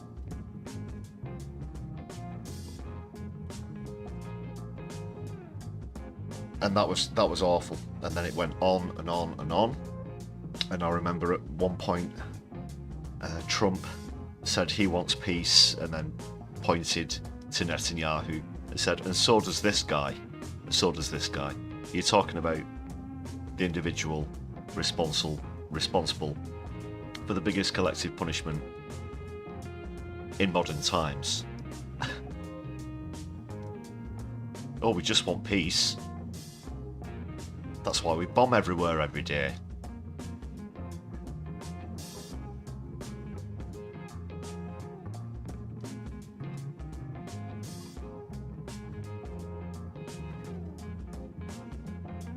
So there's not going to be any so-called boots on the ground either. A lot of the response to this has been a reminder of what America's most recent jaunts into other countries have been like. That is directly in terms of, like I said, boots on the ground when you look at Iraq and Afghanistan.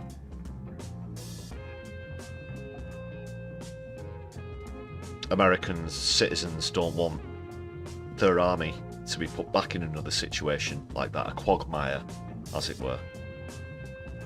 And it wouldn't end well for them. It definitely wouldn't end well for Palestinians either, of course.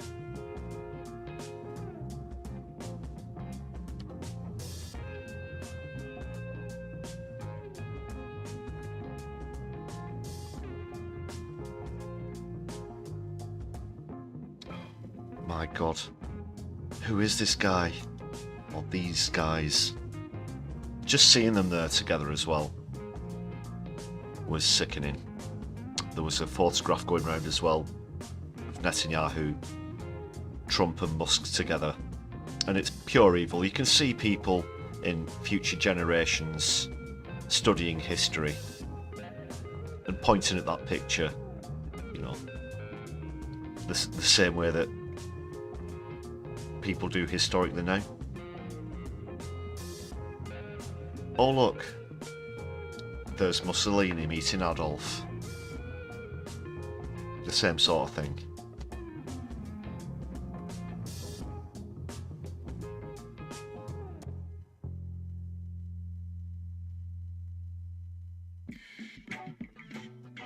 But at risk of going on and ranting even further, with it getting a little late in the hour, that's all I'll say about the statement. There's going to be more content about that and other stuff.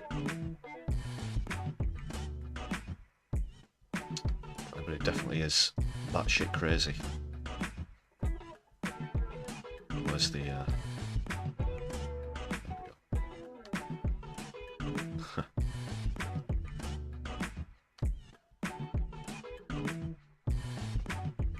I'll let Rick Mail have the last word on that subject before I move on to just one final thing, or one or two.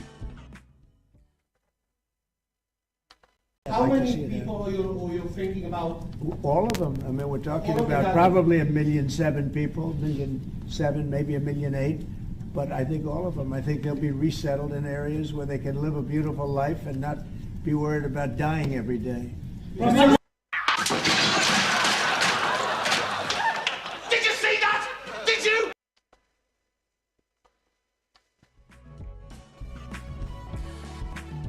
Certainly did. We certainly did see that, and we certainly see Trump. My left eye certainly sees him. We see you. We see you.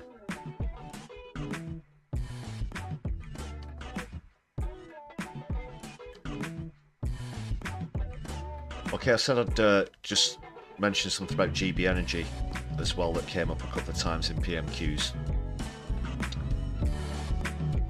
Kemi Badenoch actually referred to a part of this clip I'm going to show you now. It's essentially the admission from the guy who's running GB Energy that it's not going to be of any use to the economy or for reducing people's bills for some time now, whilst he and Starmer and others in the Labour Party might laud what they've done to GB Energy as a solution that will happen quickly and effectively. It's quite the opposite on paper when you look at it. So this is the aforementioned clip. The interviewer really does press him about when any job creation might come in, other benefits.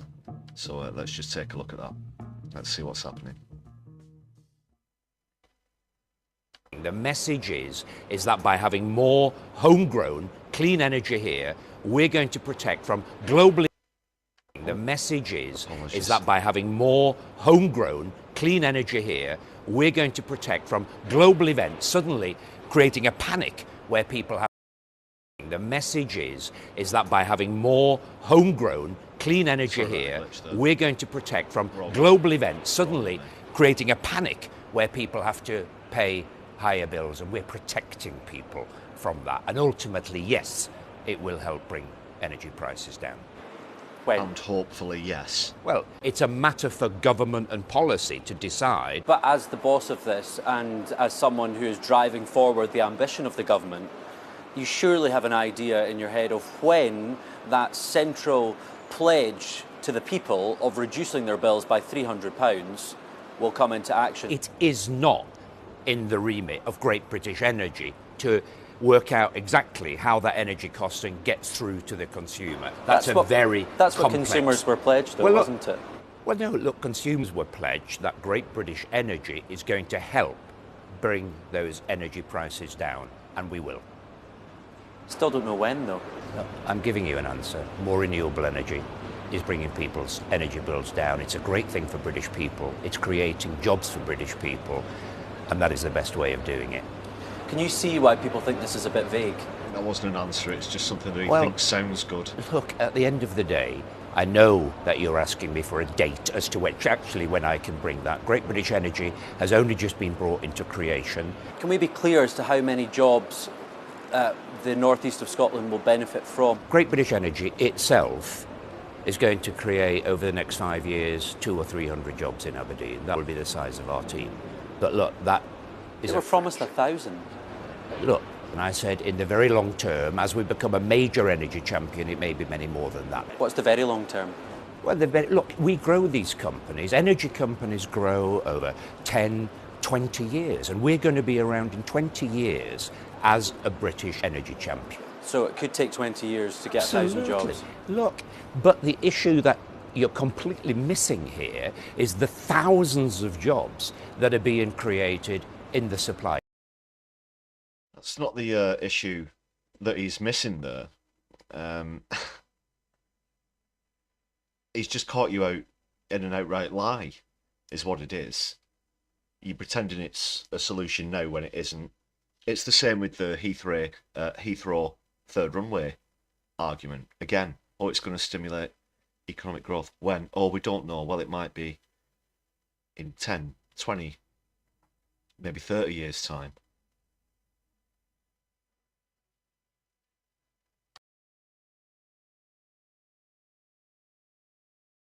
And they've been caught out.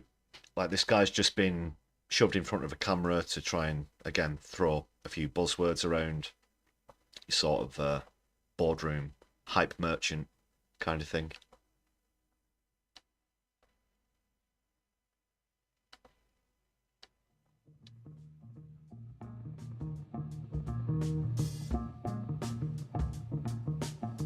They promise great things, but they don't always deliver.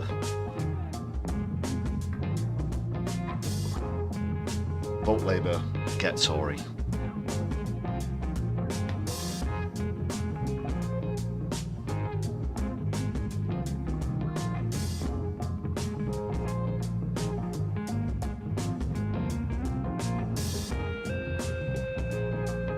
The accent there was, well,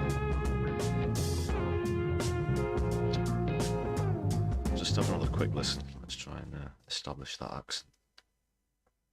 Won't listen all the way through. The message is that by having more homegrown, clean energy here, we're going to protect... That's not a Geordie accent, no. No regional dialects going on in there.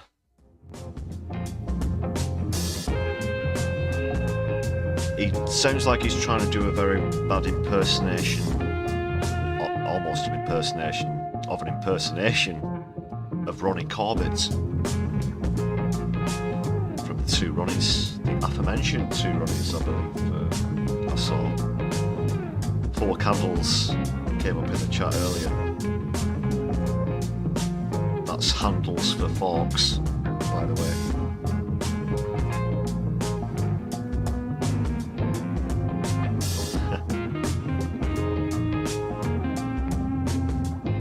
British Austrian. Very rapid Googling skills there. Okay. Interesting combination there.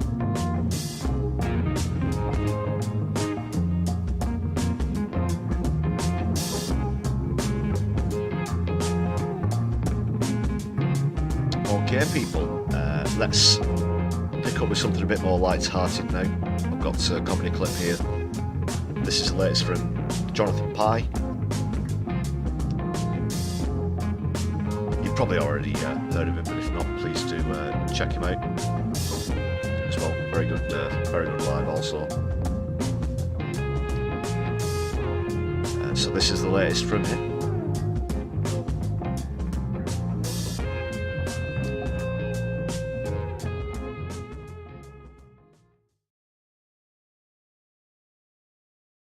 Households in England and Wales will see a 26% increase to their yearly water bill from the 1st of April, with the average bill going from £480 to £603. So let me get this straight, right? The government fines the water companies for gross mismanagement and the consumer foots the bill, with a little bit extra on top because, you know, they've got to keep their shareholders happy with big fat dividends. 600 quid a year for it's water. It comes in rain for it's fucking water. When does this stop? Every other month. Earlier today, mega bastard utilities announced record profits and celebrated by murdering 6,000 kittens. And now the weather. I blame Thatcher. Yes, you can. Yeah, I think you'll find you can blame Thatcher for pretty much everything. Right? Yep. Of course you can. The first leader to make an entire country believe that there was something fundamentally wrong with spending money on public services. Right? This is how it's meant to work, right? We pay tax, the government takes the tax and spends it on public services, right? That might sound like loony, lefty, socialist bollocks, but there isn't a country in the world that doesn't work like that to some extent. You pay your taxes, the government spends it on X, Y, and Z, right? But most of our public services are now owned by private companies whose main purpose, and in most cases only purpose, is to make profit. They don't work for you or the government or the council, they work for shareholders and nobody else. And it's a pretty good system if you own shares in that company. Privatisation, it was sold to the nation as giving us more choice as consumers, and there is a choice. Get fucked hard over a barrel with zero lube or go without heating and water. There's your choice. But hey, it's fine, doesn't matter. Help is at hand. We got a Labour government now, haven't we? So, hello? Hello? Nothing. Maybe they've gone out. It's not reasonable for people to expect Labour to turn around 14 years of Tory mismanagement, greed and utter fuckduggery in 7 months. A health service on its knees, an immigration service on its knees, a prison service on its knees. You know, there's a lot of shit to do and fuck all money to do it with because our economy is like a nuclear bomb with a hair trigger, right? The state of the country might not be Labour's fault, but now they're in, it is their responsibility. And they did ask for the job. And I'm sure they all feel like they're working their little arses off right now. But to everyone else, it feels like they've only just sat down at their desk and they're still rearranging their pens, working out where they keep the post-it notes. People are crying out for fundamental change, desperate, but you just seem to be fiddling with the paper clips. It's time to start governing. This low risk, say nothing, do nothing, promise nothing, it might be the right way to get into government, but it's no way to govern.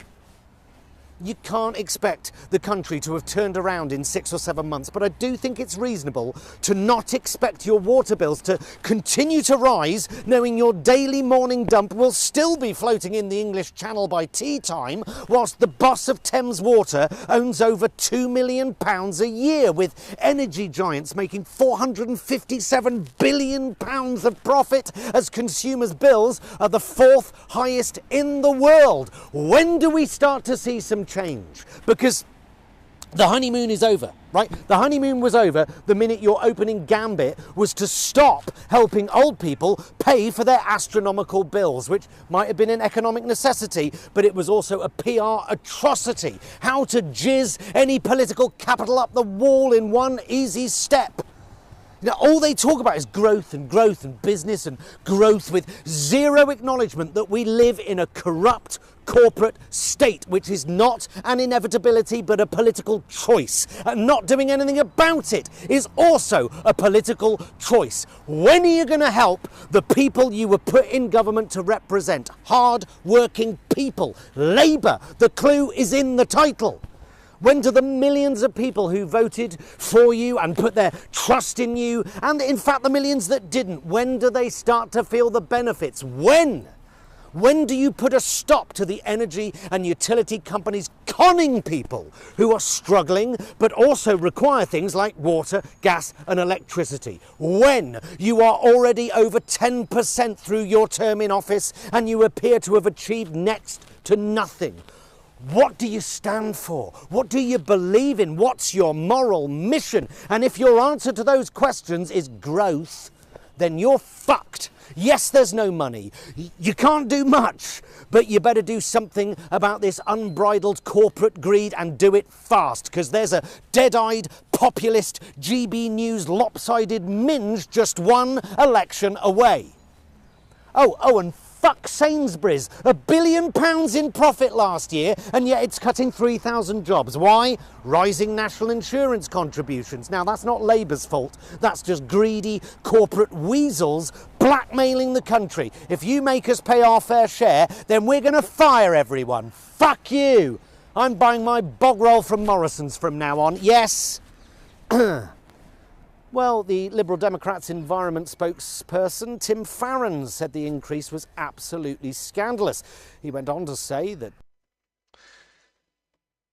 Jonathan Pye there.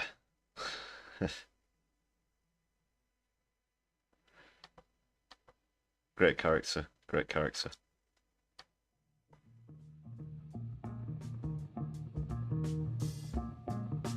Just bear in mind it is a character.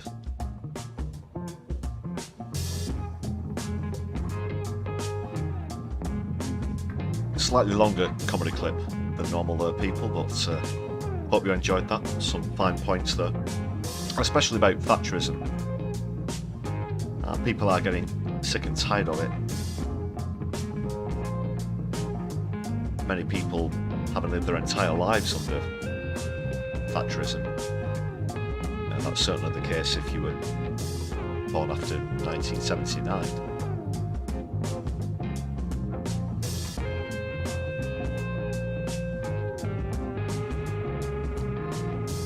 Which has led us where we are now. In terms of what the House of Commons is made up of. And I have managed to get that poll up, so we'll take a look at that. Now.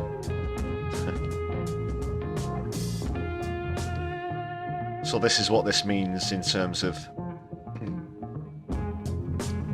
just how sick people have become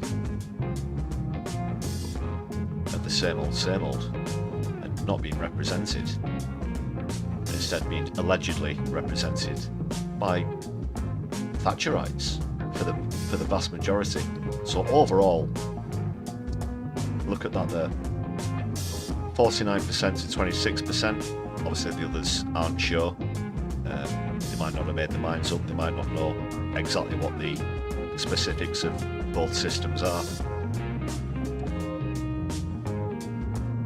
But Labour voters vote 53% in favour of proportional representation compared to 27%, and a lot of the Starmerites who backed him before he was elected did so thinking that he was going to bring in proportional representation, which he won't. He definitely won't. It's your mistake. You'll have to face the consequences. Unsurprisingly, the only party who do back it for a majority are the Tories, 39% for PR, 42% for first past the post. Referendum coming in at a massive 67 in favour of PR to 20% first past the post. You'd think with reform being made up of a lot of Tories, former Tories, and so on and so forth, that they'd be slightly similar on this issue. But I guess they know, as we mentioned earlier, that smaller parties would do better, and unfortunately that would include the likes of themselves. Lib Dem 61, to 20, and the Green Party, by far and away, most in favour of switching to PR, 72% to 15%. So there you go. We got there eventually. Make of those stats what you will. Just wanted to point that one your way. And that poll was conducted between the 22nd and 23rd of January this year.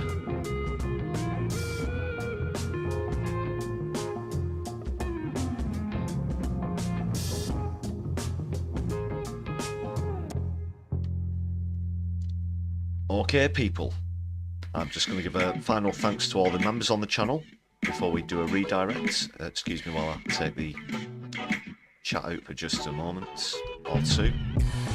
Thanks again to everybody. Thanks a lot for your gifted memberships tonight as well. They've been incredible. It does look like they've gone through. I've been rooting through analytics and stuff whilst I've been doing PMQs. So it does look like the gifted memberships went through. Thank you very much to every one of those and for the super chats as well. Helena at No Justice appears to be live at the moment, so I'm going to redirect right into Helena.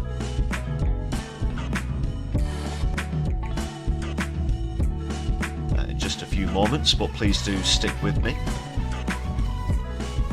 Hang around for that.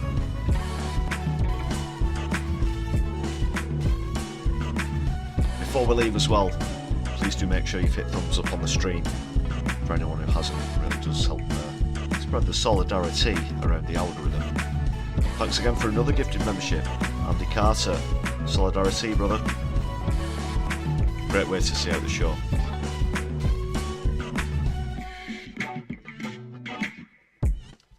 Yeah, it's been great tonight. It's been some good bands.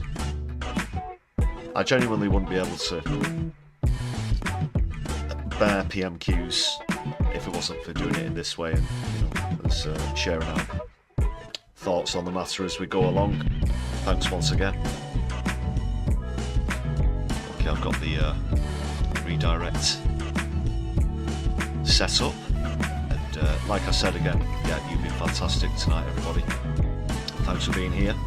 I will pop over to No Justice for just a little while. So please do join me over there. Take care of yourselves, everybody. Have a good night.